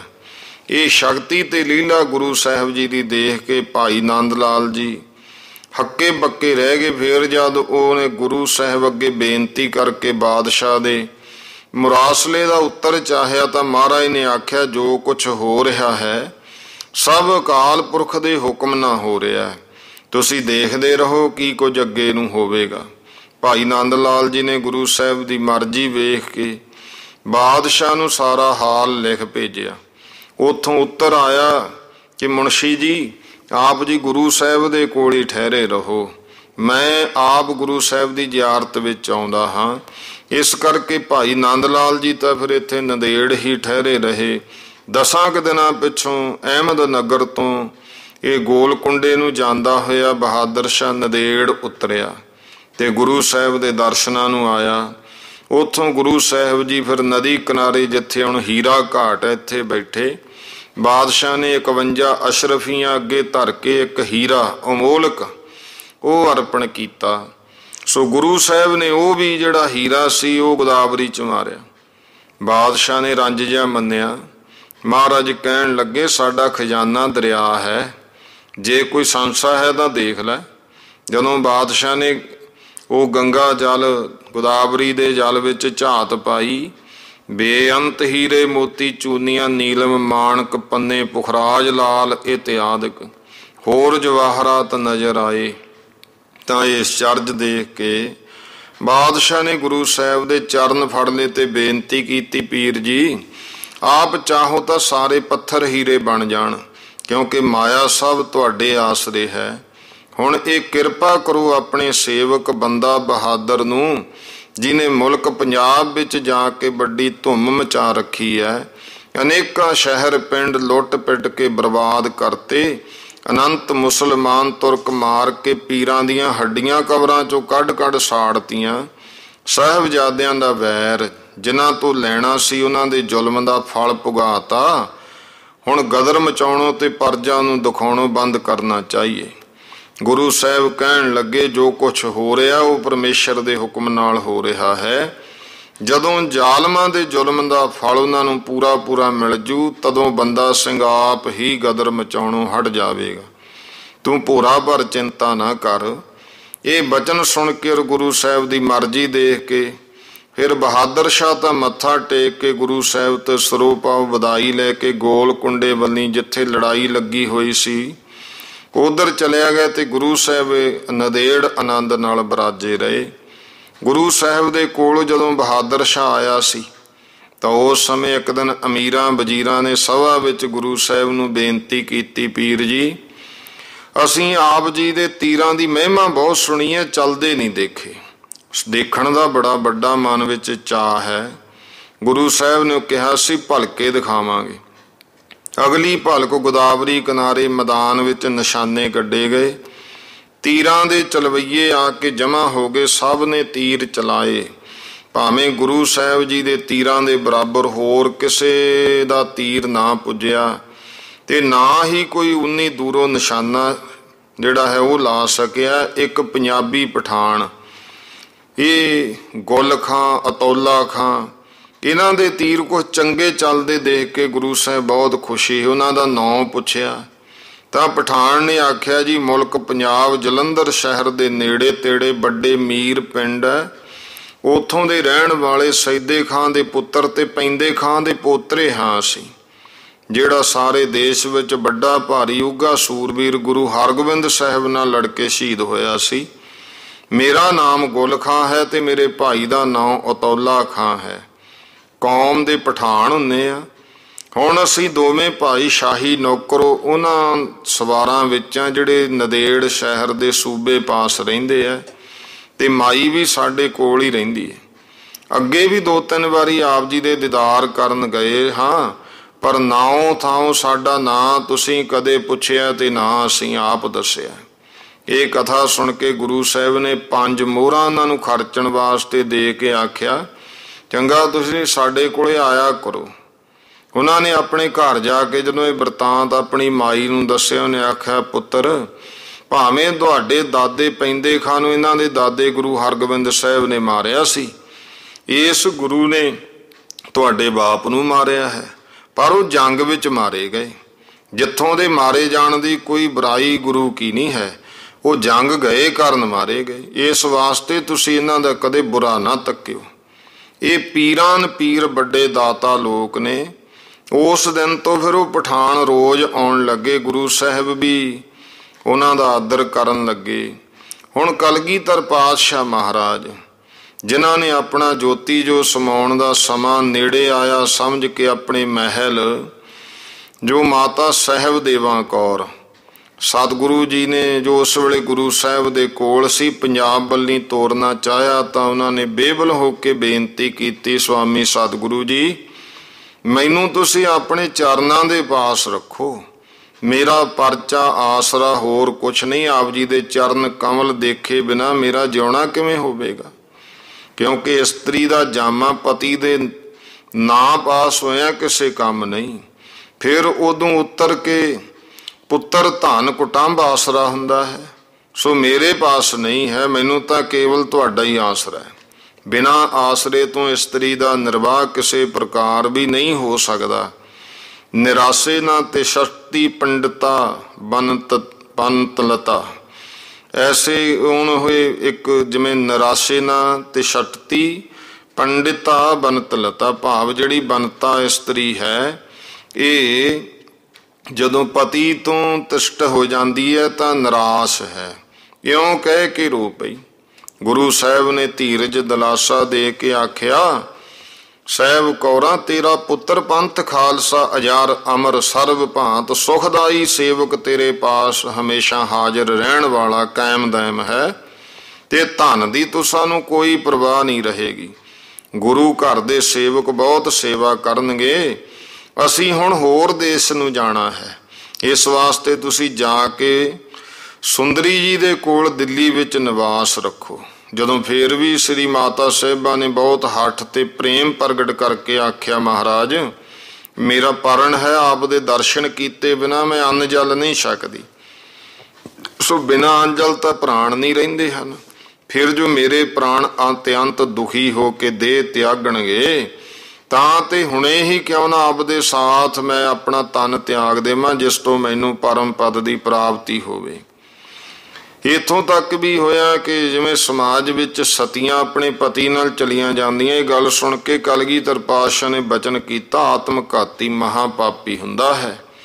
ਸੋ ਕਿਉਂ ਗੁਰੂ ਕਾ ਇਹ ਬਚਨ ਹੈ, ਸਤੀਆਂ ਇਹ ਨਾ ਆਖੀਆਂ ਜੋ ਮੜਿਆਂ ਲੱਗ ਜਲਨ, ਨਾਨਕ ਸਤੀਆਂ ਜਾਣੀਆਂ ਜੇ ਬਿਰਹੇ ਚੋਟ ਮਰਨ। ਨਾਲੇ ਤੇਰਾ ਪੁੱਤਰ ਖਾਲਸਾ ਜੋ ਅਸਾਂ ਤੇਰੀ ਝੋਲੀ ਪਾਇਆ ਹੈ ਅਜੇ ਬਾਲਕ ਹੈ। ਤੁਹਾਡਾ ਪਰਮ ਧਰਮ ਆਪਣੇ ਪੁੱਤਰ ਦੀ ਪਾਲਣਾ ਕਰਨੀ ਹੈ, ਤਾਂ ਦੇ ਹੁਣ ਤੁਸੀਂ ਸਾਡਾ ਬਚਨ ਮੰਨੋ। ਸੁੰਦਰੀ ਜੀ ਦੇ ਪਾਸ ਜਾ ਕੇ ਰਹੋ, ਸਾਡੇ ਸਾਰੇ ਕਮਰ ਕਸੇ ਦੇ ਸ਼ਸਤਰ ਲੈ ਜਾਓ। ਇਹਨਾਂ ਦਾ ਦਰਸ਼ਨ ਨਿਤਾ ਪ੍ਰਤੀ ਕਰਕੇ ਕੜਾਹ ਪ੍ਰਸ਼ਾਦ ਛਕਦੇ ਰਹਿਣਾ, ਤੁਹਾਡਾ ਧਰਮ ਇਸੇ ਭਾਂਤ ਹੀ ਰਹਿ ਆਵੇਗਾ। ਇਹੋ ਜਿਹੇ ਅਨੇਕਾਂ ਬਚਨ ਉਪਦੇਸ਼ ਤੇ ਧੀਰਜ ਦ੍ਰਿੜ ਕਰਵਾ ਕੇ ਫਿਰ ਮਾਤਾ ਸਹਿਬਦੇਵਾ ਕੌਰ ਨੂੰ ਭਾਈ ਮਨੀ ਸਿੰਘ ਆਪਣੇ ਮਾਤਵਰ ਦੇ ਨਾਲ ਫਿਰ ਮਹਾਰਾਜ ਨੇ ਦਿੱਲੀ ਵੱਲ ਨੂੰ ਤੋਰਿਆ। ਉਸ ਵੇਲੇ ਭਾਵੇਂ ਮਾਤਾ ਜੀ ਦੇ ਨੇਤਰਾਂ ਤੋਂ ਜਲ ਛਮ ਛਮ ਵਗ ਰਿਹਾ ਸੀ, ਆਪਣੇ ਪਰਮ ਪਿਆਰੇ ਪ੍ਰਾਣ ਪਤੀ ਸਰਵ ਸ਼ਕਤੀਮਾਨ ਦੇ ਅਸਹਿ ਵਿਯੋਗ ਤੇ ਦੁੱਖ ਤੋਂ ਡਰਦੀ ਥਰ ਥਰ ਕੰਬਦੀ ਹੋਈ ਉੱਥੋਂ ਤੁਰਨਾ ਨਹੀਂ ਸੀ ਚਾਹੁੰਦੀ। ਪਰ ਪਤੀ ਸਤਿਗੁਰੂ ਦੀ ਆਗਿਆ ਨੂੰ ਉਲੰਘਣ ਕਰਨਾ ਇਹ ਅਯੋਗ ਸਮਝ ਕੇ ਰੋਂਦੀ ਹੋਈ ਡੋਲੇ ਵਿੱਚ ਸਵਾਰ ਹੋ ਗਈ। ਹੌਲੀ ਹੌਲੀ ਸਾਰੇ ਫਿਰ ਦਿੱਲੀ ਸ਼ਹਿਰ ਮਾਤਾ ਸੁੰਦਰੀ ਜੀ ਦੇ ਕੋਲ ਆ ਕੇ ਗਲ ਮਿਲੀ। ਪਤੀ ਪੁੱਤਰਾਂ ਦੇ ਵਿਯੋਗ ਨੂੰ ਯਾਦ ਕਰਕੇ ਦੋਵੇਂ ਬਹੁਤ ਰੋਈਆਂ। ਫਿਰ ਇੱਕ ਪਲੰਗ ਉੱਤੇ ਬਹੁਤ ਚੰਗੀ ਵਿਛਾਈ ਕਰਕੇ ਗੁਰੂ ਕੇ ਸ਼ਸਤਰ ਸਥਾਪਨ ਕਰਤੇ। ਹਮੇਸ਼ਾ ਅੰਮ੍ਰਿਤ ਵੇਲੇ ਇਸ਼ਨਾਨ ਕਰਕੇ ਧੂਪ ਦੀਪ ਕਰਕੇ ਪੁਸ਼ਪ ਚੜਾ ਕੇ ਕੋਲ ਬੈਠ ਕੇ ਜਪਜੀ ਸਾਹਿਬ ਇਤਿਆਦਿਕ ਗੁਰਬਾਣੀਆਂ ਪਾਠ ਕਰਕੇ ਇੱਕ ਵੇਲੇ ਪ੍ਰਸ਼ਾਦ ਛਕਣ ਲੱਗੀਆਂ। ਸੰਗਤਾਂ ਨੂੰ ਉਪਦੇਸ਼ ਦੀਖਿਆ ਦਿੰਦੇ ਰਹਿਣਾ, ਸਿੱਖਾਂ ਤੋਂ ਕਾਰ ਭੇਟਾ ਲੈ ਕੇ ਵਿਵਹਾਰ ਚਲਾਉਣ ਲੱਗੀਆਂ। ਇਸੇ ਤਰ੍ਹਾਂ ਦਿੱਲੀ ਵਿੱਚ ਗੁਰੂ ਸਾਹਿਬ ਦੇ ਮਹਿਲ ਦੋਵੇਂ ਰਹੇ ਤੇ ਸੰਗਤ ਜਾ ਕੇ ਦਰਸ਼ਨ ਪਾਉਂਦੀ, ਨਜ਼ਰ ਨਜ਼ਰਾਨੇ ਭੇਟਾ ਚੜਾਉਂਦੀ ਰਹੀ। ਹੁਣ ਉਧਰ ਅਬਚਲ ਨਗਰ 10ਵੇਂ ਪਾਤਸ਼ਾਹ ਜੀ ਬੜੇ ਆਨੰਦ ਨਾਲ ਬਰਾਜੇ ਰਹੇ। ਭਾਵੇਂ ਪਹਿਲਾਂ ਤਾਂ ਉਹਨਾਂ ਦੀ ਮਰਜ਼ੀ ਮਰਹੱਟਿਆਂ ਦੇ ਰਾਜੇ ਸ਼ਿਵਾ ਦੇ ਪੁੱਤਰ ਸੰਭਾ ਜੀ ਨਾਲ ਮਿਲ ਕੇ ਜਿਸ ਦੇ ਬੁਲਾਏ ਹੋਏ ਗੁਰੂ ਸਾਹਿਬ ਉਸ ਦੇਸ਼ ਗਏ ਸੀ, ਇਹ ਮੁਸਲਮਾਨਾਂ ਤੋਂ ਬੈਰ ਲੈਣਾ ਤੇ ਹਿੰਦਵਾਣ ਦੀ ਉન્નਤੀ ਕਰਨੀ ਚਾਹੁੰਦੇ ਸਨ। ਉਹ ਇੱਛਾ ਇੱਕ ਤਾਂ ਬਹਾਦਰ ਸ਼ਾਹ ਦੇ ਪ੍ਰੇਮ ਤੇ ਰਾਜਨੀਤੀ ਦੇ ਚਾਲੇ ਨੇ ਰੋਕ ਲਈ, ਅੱਗੇ ਨਹੀਂ ਵਧੀ। ਔਰ ਦੂਜੇ ਉਹਨਾਂ ਹੀ ਦਿਨਾਂ ਵਿੱਚ ਭਾਵੇਂ ਬਾਲਾ ਜੀ ਵਿਸ਼ਵਨਾਥ ਪੇਸ਼ਵਾ ਪੂਨੇ ਰਾਜਗੱਦੀ ਪਰ ਬੈਠ ਕੇ ਮਰਹੱਟਿਆਂ ਦਾ ਪੇਸ਼ਵਾ ਬਣ ਗਿਆ ਸੀ, ਪਰ ਮਰਹੱਟਿਆਂ ਦਾ ਸਿਲਸਿਲਾ ਸੰਭਾ ਜੀ ਦੇ ਮਰ ਜਾਣੇ ਉਹਨੇ ਵਿਗਾੜ ਦਿੱਤਾ। ਇਸ ਕਰਕੇ ਵੇ ਗੁਰੂ ਸਾਹਿਬ ਉਧਰ ਨਹੀਂ ਗਏ। ਤੀਜਾ ਸ੍ਰੀ ਕਲਗੀਧਰ ਜੀ ਨੇ ਆਪਣਾ ਸੱਚਖੰਡ ਨੂੰ ਪਿਆਨਾ ਕਰਨ ਦਾ ਸਮਾਂ ਨੇੜੇ ਆਇਆ ਸਮਝ ਕਰਕੇ ਆਪਣਾ ਜੰਗ ਵਾਲਾ ਖਿਆਲ ਖਾਲਸੇ ਤੇ ਬੰਦੇ ਬਹਾਦਰ ਵਿੱਚ ਭਰਤਾ। ਆਪ ਕੇਵਲ ਅਕਾਲ ਪ੍ਰੈਣ ਹੋ ਕੇ ਸਥਿਤੀ ਕਰ ਲਈ। ਉਸ ਸਮੇਂ ਗੁਰੂ ਸਾਹਿਬ ਕੇ ਦੀਵਾਨ ਵਿੱਚ ਪਠਾਨ ਅਤੌਲੇ ਖਾਂ ਗੁਲ ਖਾਂ ਹਮੇਸ਼ਾ ਆਇਆ ਕਰਦੇ। ਇੱਕੋ ਹਾਣ ਹੋਣ ਕਰਕੇ ਕਦੇ ਕਦੇ ਗੁਰੂ ਸਾਹਿਬ ਜੀ ਉਹਨਾਂ ਨਾਲ ਪਾਸ਼ਾ ਖੇਡਦੇ, ਗੱਲਾਂ ਬਾਤਾਂ ਕਰਦੇ ਰਹਿੰਦੇ। ਭਾਵੇਂ ਮੁਸਲਮਾਨ ਲੋਕ ਟਾਵੇਂ ਟਾਵੇਂ ਉਹਨਾਂ ਨੂੰ ਬਹੁਤ ਤਾਨੇ ਦੇ ਕੇ ਰੋਜ਼ ਆਖਿਆ ਕਰਦੇ, ਧਰੇਗ ਹੈ ਤੁਹਾਡੇ ਜਿਉਣ ਨੂੰ ਕਿ ਜਿਸ ਨੇ ਤੁਹਾਡਾ ਬਾਪ ਦਾਦਾ ਮਾਰਿਆ ਵੀ ਉਸੇ ਨਾਲ ਮਿਲ ਕੇ ਤੁਸੀਂ ਮੇਲ ਰੱਖਦੇ ਹੋ ਔਰ ਉਸ ਦੇ ਅੱਗੇ ਜਾ ਕੇ ਹੱਥ ਅੱਡਦੇ ਹੋ, ਤੁਹਾਨੂੰ ਸ਼ਰਮ ਨਹੀਂ ਆਉਂਦੀ ਹੈ। ਪਰ ਉਹ ਦੋਵੇਂ ਭਾਈ ਜੋ ਕੁਛ ਲੋਕਾਂ ਤੋਂ ਸੁਣਦੇ ਜਾਂ ਗੁਰੂ ਪਾਸੋਂ ਜੋ ਲੈ ਜਾਂਦੇ ਉਹ ਸਭ ਆਪਣੀ ਮਾਂ ਨੂੰ ਜਾ ਕੇ ਦੱਸਦੇ, ਜਿਸ ਕਰਕੇ ਉਹਨਾਂ ਦੀ ਮਾਂ ਉਹਨਾਂ ਨੂੰ ਬਹੁਤ ਬਰਜ ਰੱਖਦੀ। ਇਹ ਗੁਰੂ ਕੀ ਮਹਿਮਾ ਸ਼ਕਤੀ ਜੋ ਅਨੰਤ ਪ੍ਰਕਾਰ ਦੀ ਉਹ ਦੇਖ ਸੁਣ ਚੁੱਕੀ ਸੀ, ਸੁਣਾ ਕੇ ਉਹਨਾਂ ਦਾ ਗੁੱਸਾ ਖਤਮ ਕਰਦੀ। ਅਖੀਰ ਇੱਕ ਦਿਨ ਜਦੋਂ ਨੰਦੇੜ ਦੇ ਹਾਕਮ ਫਿਰੋਜ਼ ਖਾਂ ਨੇ ਬਕਰੀਦ ਦੀ ਖੁਸ਼ੀ ਦੇ ਵਿੱਚ ਨਿਸ਼ਾਨੇਬਾਜ਼ੀ ਤੀਰ ਅੰਦਾਜ਼ੀ ਦਾ ਜਲਸਾ ਕੀਤਾ, ਉਹਦੇ ਵਿੱਚ ਇਹ ਦੋਵੇਂ ਭਾਈ ਸ਼ਾਮਲ ਹੋਏ। ਭਾਵੇਂ ਤੀਰ ਤਾਂ ਇਹਨਾਂ ਨੇ ਵੀ ਸਭ ਤੋਂ ਵੱਧ ਕੇ ਚਲਾਏ, ਨਿਸ਼ਾਨੇ ਬੇਧੇ, ਪਰ ਉੱਥੋਂ ਦੇ ਮੁਸਲਮਾਨਾਂ ਨੇ ਇਹਨਾਂ ਨੂੰ ਹਾਕਮ ਦੇ ਰੂਬਰੂ ਜਦ ਬੁਰੇ ਤਾਨੇ ਦੇ ਕੇ ਆਖਿਆ ਵੀ ਤੁਹਾਡੇ ਤਾਂ ਮੂੰਹ 'ਚ ਥੁੱਕਣਾ ਚਾਹੀਦਾ ਹੈ, ਲਾਹਨਤ ਹੈ ਤੁਹਾਡੀ ਔਕਾਤ ਨੂੰ, ਚੱਪਣੀ ਵਿੱਚ ਨੱਕ ਡਬੋ ਕੇ ਤੁਸੀਂ ਕਿਉਂ ਨਹੀਂ ਮਰ ਜਾਂਦੇ, ਜਿਹੜੇ ਆਪ ਨੇ ਬਾਪ ਦਾਦੇ ਦੇ ਖੂਨੀ ਤੋਂ ਬੈਰ ਨਹੀਂ ਲੈਂਦੇ, ਧਰੇਕ ਹੈ ਤੁਹਾਡੇ ਦੀਨ ਈਮਾਨ ਨੂੰ। ਹੁਣ ਜਦੋਂ ਤੱਕ ਤੁਸੀਂ ਉਸ ਨੂੰ ਨਹੀਂ ਮਾਰਦੇ ਤਦ ਤੱਕ ਖਾਣਾ ਵੀ ਤੁਹਾਨੂੰ ਮਕਰੂਹ ਤੇ ਹਰਾਮ ਹੈ, ਕਿਉਂਕਿ ਤੁਸੀਂ ਚੰਗੀ ਤਰ੍ਹਾਂ ਜਾਣਦੇ ਹੋ ਇਸ ਹਿੰਦੂ ਦੇ ਪੀਰ ਨੇ, ਦੀਨ ਮੁਹੰਮਦੀ ਦੇ ਵੈਰੀ ਨੇ ਬੇਅੰਤ ਮੁਸਲਮਾਨ ਮਾਰ ਸੁੱਟੇ ਨੇ, ਤੇ ਅੱਗੇ ਨੂੰ ਜੋ ਹਮੇਸ਼ਾ ਕਾਫਰ ਹਿੰਦੂ ਕੁਰਫ ਜਿਹੜਾ ਹੈ ਕੁਫਰ ਛੱਡ ਕੇ ਮੋਮਨ ਬਣਦੇ ਜਾਂਦੇ ਸੀ। ਦੇਖੋ ਕਿੰਨੇ ਉਹਨਾਂ ਨੂੰ ਵੀ ਇਸ ਨੇ ਵੱਡੇ ਵਿਖਿਆਨ ਜਿਵੇਂ ਹੁਣ ਵੀ ਇੱਥੇ ਸੁਣਾ ਕੇ ਮਰੀਦ ਬਣਾਇਆ ਹੋਇਆ ਹੈ। ਫਿਰ ਤੁਸੀਂ ਦੀਨ ਹੋ ਕੇ ਉਹਦੇ ਅੱਗੇ ਹੱਥ ਅੱਡਦੇ ਹੋ, ਸ਼ਰਮ ਨਹੀਂ ਆਉਂਦੀ ਹੈ? ਐਸੇ ਕੁੱਲ ਘਾਤੀ ਨੂੰ ਤਾਂ 1000 ਫੰਦ ਫਰੇਬ ਕਰਕੇ ਜ਼ਰੂਰ ਮਾਰ ਦੇਣਾ ਚਾਹੀਦਾ। ਇਹੋ ਜਿਹੀਆਂ ਜਿਹੜੀਆਂ ਮੱਤਾਂ ਉਹਨਾਂ ਪਠਾਣਾਂ ਦੇ ਦਿਲ ਵਿੱਚ ਮੁਸਲਮਾਨਾਂ ਨੇ ਭਰ ਕੇ ਉਹਨਾਂ ਨੂੰ ਐਸੀ ਕਹਿਰ ਦੀ ਜ਼ਹਿਰ ਚੜਾਈ ਕਿ ਉਹ ਪਠਾਨ ਬੱਚੇ ਫਿਰ ਦਿਲੋਂ ਗੁਰੂ ਕੇ ਵੈਰੀ ਬਣ ਗਏ, ਕਿਉਂਕਿ ਉਹਨਾਂ ਨੂੰ ਦੀਨ ਭਾਈਆਂ ਦੀਆਂ ਜਿਹੜੀਆਂ ਬੋਲੀਆਂ ਸੀ ਗੋਲੀ ਵਾਂਗੂ ਲੱਗੀਆਂ। ਐਸੀ ਚਟਪਟੀ ਲੱਗੀ, ਹਰ ਵੇਲੇ ਦਾਤ ਟਿਕਾਉਣ ਲੱਗ ਪਏ। ਗੁਰੂ ਸਾਹਿਬ ਜੀ ਅੰਤਰਜਾਮੀ ਘੜ ਘੜ ਦੀ ਜਾਣਨ ਹਾਰੇ ਪਠਾਣਾਂ ਦਾ ਬੇਈਮਾਨ ਹੋਣ ਵਾਲਾ ਮਨ ਪ੍ਰਪੱਕ ਹੋ ਗਿਆ ਹੈ ਔਰ ਆਪਣੀ ਦੇਹ ਦਾ ਅੰਤ, ਇਹ ਵੀ ਮਹਾਰਾਜ ਕਹਿੰਦੇ ਜਿਹੜਾ ਯੋਧੇ ਦੀ ਦੇਹ ਦਾ ਅੰਤ ਉਹ ਵੀ ਸ਼ਾਸਤਰ ਨਾ ਹੋਣਾ ਚਾਹੀਦਾ ਹੈ। ਇਸ ਕਰਕੇ ਸਮਝ ਕੇ ਬੜੇ ਖੁਸ਼ ਹੋਏ ਤੇ ਉਹਨਾਂ ਨੂੰ ਆਖਣ ਲੱਗੇ ਵੀ ਜਿਹੜੇ ਮਰਦ ਹੁੰਦੇ ਨੇ ਨਾ, ਮਹਾਰਾਜ ਇੱਕ ਦਿਨ ਬੈਠੇ ਕਹਿੰਦੇ ਉਹ ਆਪਣੇ ਬਾਪ ਦਾਦੇ ਦਾ ਵੈਰ ਲੈਂਦੇ ਨੇ, ਇਹ ਮਰਦਾਂ ਦਾ ਕੰਮ ਹੁੰਦਾ ਹੈ। ਜਿਹੜੇ ਨਾ ਮਰਦ ਕਾਇਰ ਹੁੰਦੇ ਨੇ ਉਹਨਾਂ ਤੋਂ ਨਹੀਂ ਕੁਛ ਸਰਦਾ ਹੈ। ਇਸ ਤਰ੍ਹਾਂ ਦੇ ਬਚਨ ਸੁਣ ਕੇ ਪਠਾਣਾਂ ਦੇ ਦਿਲ ਵਿੱਚ ਜੋਸ਼ ਬਹੁਤਾ ਭਰਿਆ ਤੇ ਉਹਨਾਂ ਦੇ ਠੀਕ ਠਾਣ ਲੱਗੀ ਜੋ ਹੁਣ ਆਪਣੇ ਵੱਡਿਆਂ ਦਾ ਵੈਰ ਇਸ ਗੁਰੂ ਤੋਂ ਲੈਣਾ ਚਾਹੀਦਾ ਹੈ। ਉਸੇ ਸਮੇਂ ਇੱਕ ਸਿੱਖ ਪਾਲੀ ਸ਼ਹਿਰ ਦਾ ਰਹਿਣ ਵਾਲਾ, ਦੋ ਅਮੋਲਕ ਜਿਹੜੀਆਂ ਕਟਾਰਾਂ ਤਲਵਾਰਾਂ ਸੀ ਸਾਨ ਕਢਾ ਕੇ ਲੈ ਕੇ ਉਹ ਆਇਆ ਤੇ ਹੋਰ ਵੀ ਨਗਦੀ ਭੇਟਾ ਗੁਰੂ ਸਾਹਿਬ ਦੇ ਅੱਗੇ ਅਰਪਣ ਕਰਕੇ ਮਨੋਕਾਮਨਾ ਪਾਈ। ਤੇ ਗੁਰੂ ਸਾਹਿਬ ਜੀ ਨੇ ਉਹ ਇੱਕ ਕਟਾਰ ਭਾਵ ਛੋਟੀ ਤੇਗ ਹੁੰਦੀ ਹੈ, ਇੱਕ ਉਹਨਾਂ ਵਿੱਚੋਂ ਗੁਲਖਾਂ ਨੂੰ ਬਖਸ਼ਤੀ ਤੇ ਇੱਕ ਇਉਂ ਬਖਸ਼ ਕੇ ਪੁੱਛਿਆ ਵੀ ਇੱਕ ਵਾਰ ਨਾਲ ਵੈਰੀ ਵਿੱਚੋਂ ਪਾਰ ਕਰ ਸਕੇਗੀ ਜਾਂ ਨਹੀਂ। ਉਹਨੇ ਜਵਾਬ ਦਿੱਤਾ, ਕਹਿੰਦਾ ਮਹਾਰਾਜ ਇਹ ਇੰਨੀ ਸ਼ੁੱਧ ਹੈ ਵੀ ਇਹਦੇ ਨਾਲ ਮੈਂ ਝੋਟੇ ਨੂੰ ਵੀ ਦੋ ਧੜ ਕਰ ਸਕਦਾ, ਆਦਮੀ ਕੀ ਚੀਜ਼ ਹੈ। ਗੁਰੂ ਸਾਹਿਬ ਕਹਿਣ ਲੱਗੇ ਵਕਤ ਪਰ ਪ੍ਰੀਖਿਆ ਹੋ ਸਕਦੀ ਹੈ, ਕਿਉਂਕਿ ਮਾਨਸ ਕੇ ਪਰਖਵੇ ਕੋ ਮਾਮਲਾ ਕਸੌਟੀ ਹੈ। ਇਹ ਬਾਤ ਸੁਣ ਕੇ ਪਠਾਨ ਜਿਹੜੇ ਆ ਭਾਵੇਂ ਕੁਛ ਕੋਈ ਤਾਂ ਸਮਝ ਤਾਂ ਗਏ ਪਰ ਸੋਚਾਂ 'ਚ ਪਏ ਹੋਏ ਦਾਤ ਕੌਣ ਲੱਗੇ। ਅਖੀਰ ਇੱਕ ਦਿਨ ਸ਼ਾਮ ਦੇ ਸਮੇਂ ਕੁਝ ਸਿੰਘ ਸ਼ਹਿਰ ਗਏ ਹੋਏ, ਕੁਝ ਰਹਿਰਾਸ ਪੜ੍ਹਦੇ ਸੁਣਦੇ ਗੁਰੂ ਸਾਹਿਬ ਤੰਬੂ 'ਚ ਬਰਾਜੇ ਹੋਏ ਸੀ। ਤਦ ਐਨ ਸਮਾਂ ਦੇਖ ਕੇ ਸੰਮਤ 1765 ਬਿਕਰਮੀ ਇੱਕ ਪਠਾਨ ਅਤੌਲਾ ਖਾਂ ਤੰਬੂ ਤੋਂ ਬਾਹਰ ਖੜ ਗਿਆ ਤੇ ਭਾਈ ਉਹਦਾ ਗੁੱਲ ਖਾਂ ਉਹਨੇ ਅੰਦਰ ਜਾ ਕੇ ਭਾਵੇਂ ਖੰਜਰ ਤਾਂ ਗੁਰੂ ਸਾਹਿਬ ਕੇ ਪੇਟ ਵਿੱਚ ਧਸਾਇਆ ਪਰ ਡਰਦੇ ਦਾ ਹੱਥ ਕੰਬ ਗਿਆ ਤੇ ਗੁਰੂ ਸਾਹਿਬ ਨੇ ਤੱਤੇ ਕਾ ਛੇਤੀ ਨਾਲ ਇੱਕ ਹੱਥ ਐਸਾ ਤੇਗ ਦਾ ਮਾਰਿਆ ਕਿ ਪਠਾਨ ਨੂੰ ਦੋ ਧੜ ਕਰਕੇ ਸੁੱਟਤਾ ਔਰ ਆਵਾਜ਼ ਦਿੱਤੀ ਕੋਈ ਸਿੰਘ ਹੈ।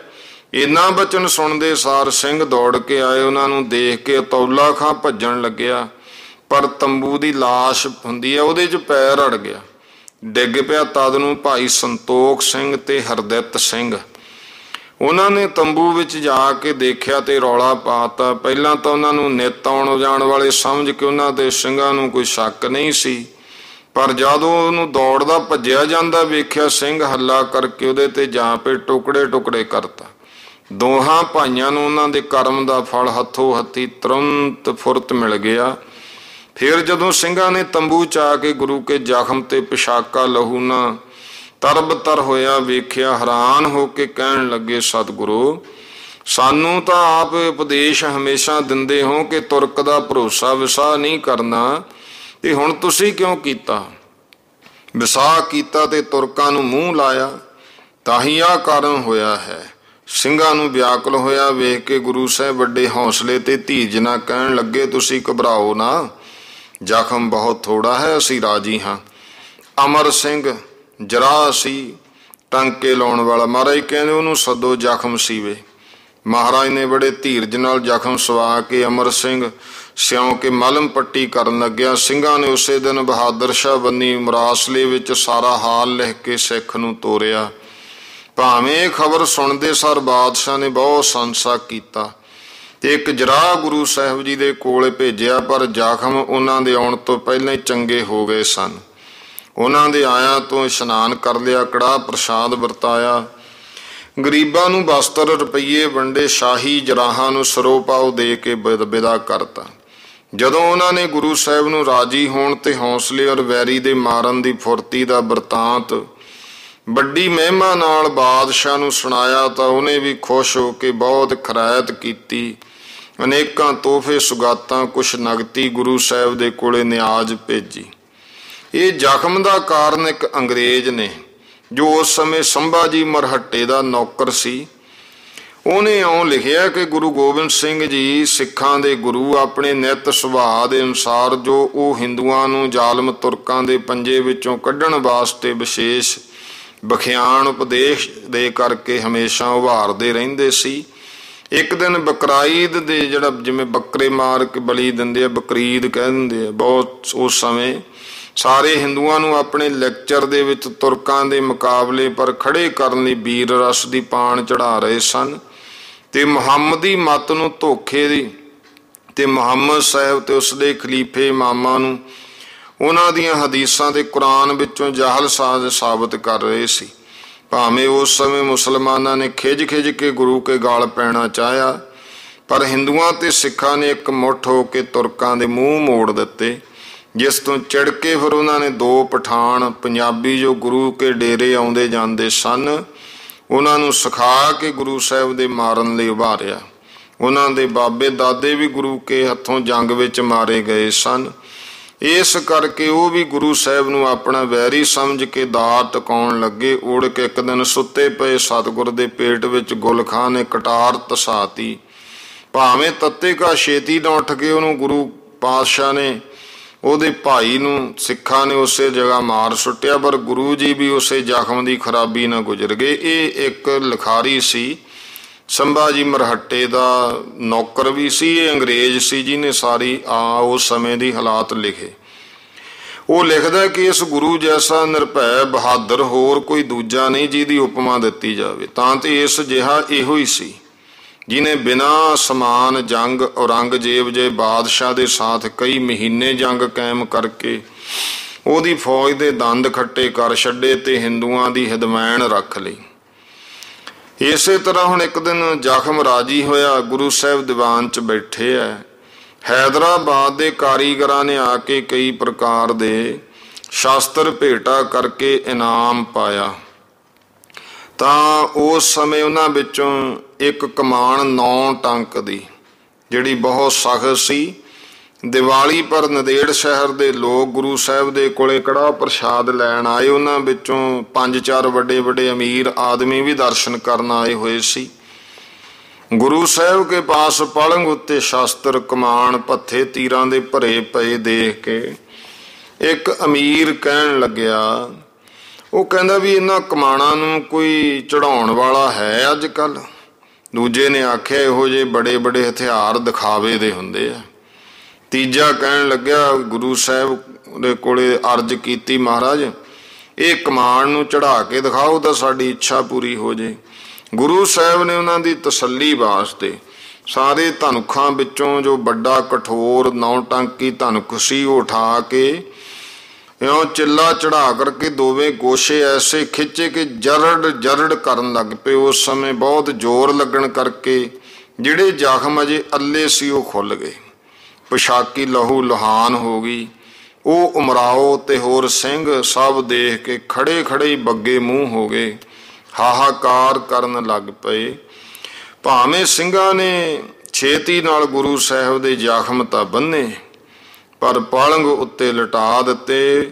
ਔਰ ਅੰਤਰਜਾਮੀ ਸਤਿਗੁਰਾਂ ਨੇ ਹੁਣ ਆਪਣਾ ਪਰਲੋਕ ਗਵਨ ਦਾ ਦਿਨ ਨੇੜੇ ਆਇਆ ਦੇਖ ਕਰਕੇ ਮਹਾਰਾਜ ਨੇ ਮਲਮ ਪੱਟੀ ਬਣਾ ਕਰਨ ਦਿੱਤੀ। ਜਾਂ ਇਸ ਗੱਲੋਂ ਸਿੱਖ ਨਿੰਮੋ ਝੋਣੇ ਹੋ ਕੇ ਰੋਣ ਲੱਗ ਪਏ ਤਾਂ ਮਹਾਰਾਜ ਨੇ ਫਰਮਾਇਆ, ਭਾਈ ਤੁਸੀਂ ਜਰਾ ਭਰ ਸੰਸਾ ਨਾ ਕਰੋ, ਅਸੀਂ ਤਾਂ ਸਦਾ ਹੀ ਤੁਹਾਡੇ ਅੰਗ ਸੰਗ ਹਾਂ। ਇਉਂ ਸਤਿਗੁਰੂ ਸੱਚੇ ਪਾਤਸ਼ਾਹ ਮਹਾਰਾਜ ਜੀ ਨੇ ਇਹ ਉਪਦੇਸ਼ ਦਿੱਤਾ ਕਿ ਇਹ ਅਸਥੂਲ ਦੇ ਹੱਕ ਵਿੱਚ ਕਿਸੇ ਅਵਤਾਰ ਦੇਵਤਾ ਪੀਰ ਪੈਗੰਬਰ ਦਾ ਇਹ ਜਿਹੜਾ ਹੈ ਸਰੀਰ ਨਹੀਂ ਰਿਹਾ, ਸ਼ਬਦ ਨਿੱਤ ਹੈ। ਇਹ ਉਪਦੇਸ਼ ਰੂਪੀ ਸ਼ਬਦ ਤੇ ਆਤਮਾ ਸਾਡਾ ਹੈ, ਜੋ ਦੇਹ ਨਾਲੋਂ ਕਰੋੜਾਂ ਗੁਣੀ ਸ਼ਕਤੀ ਅਧਿਕ ਰੱਖਦਾ ਹੈ।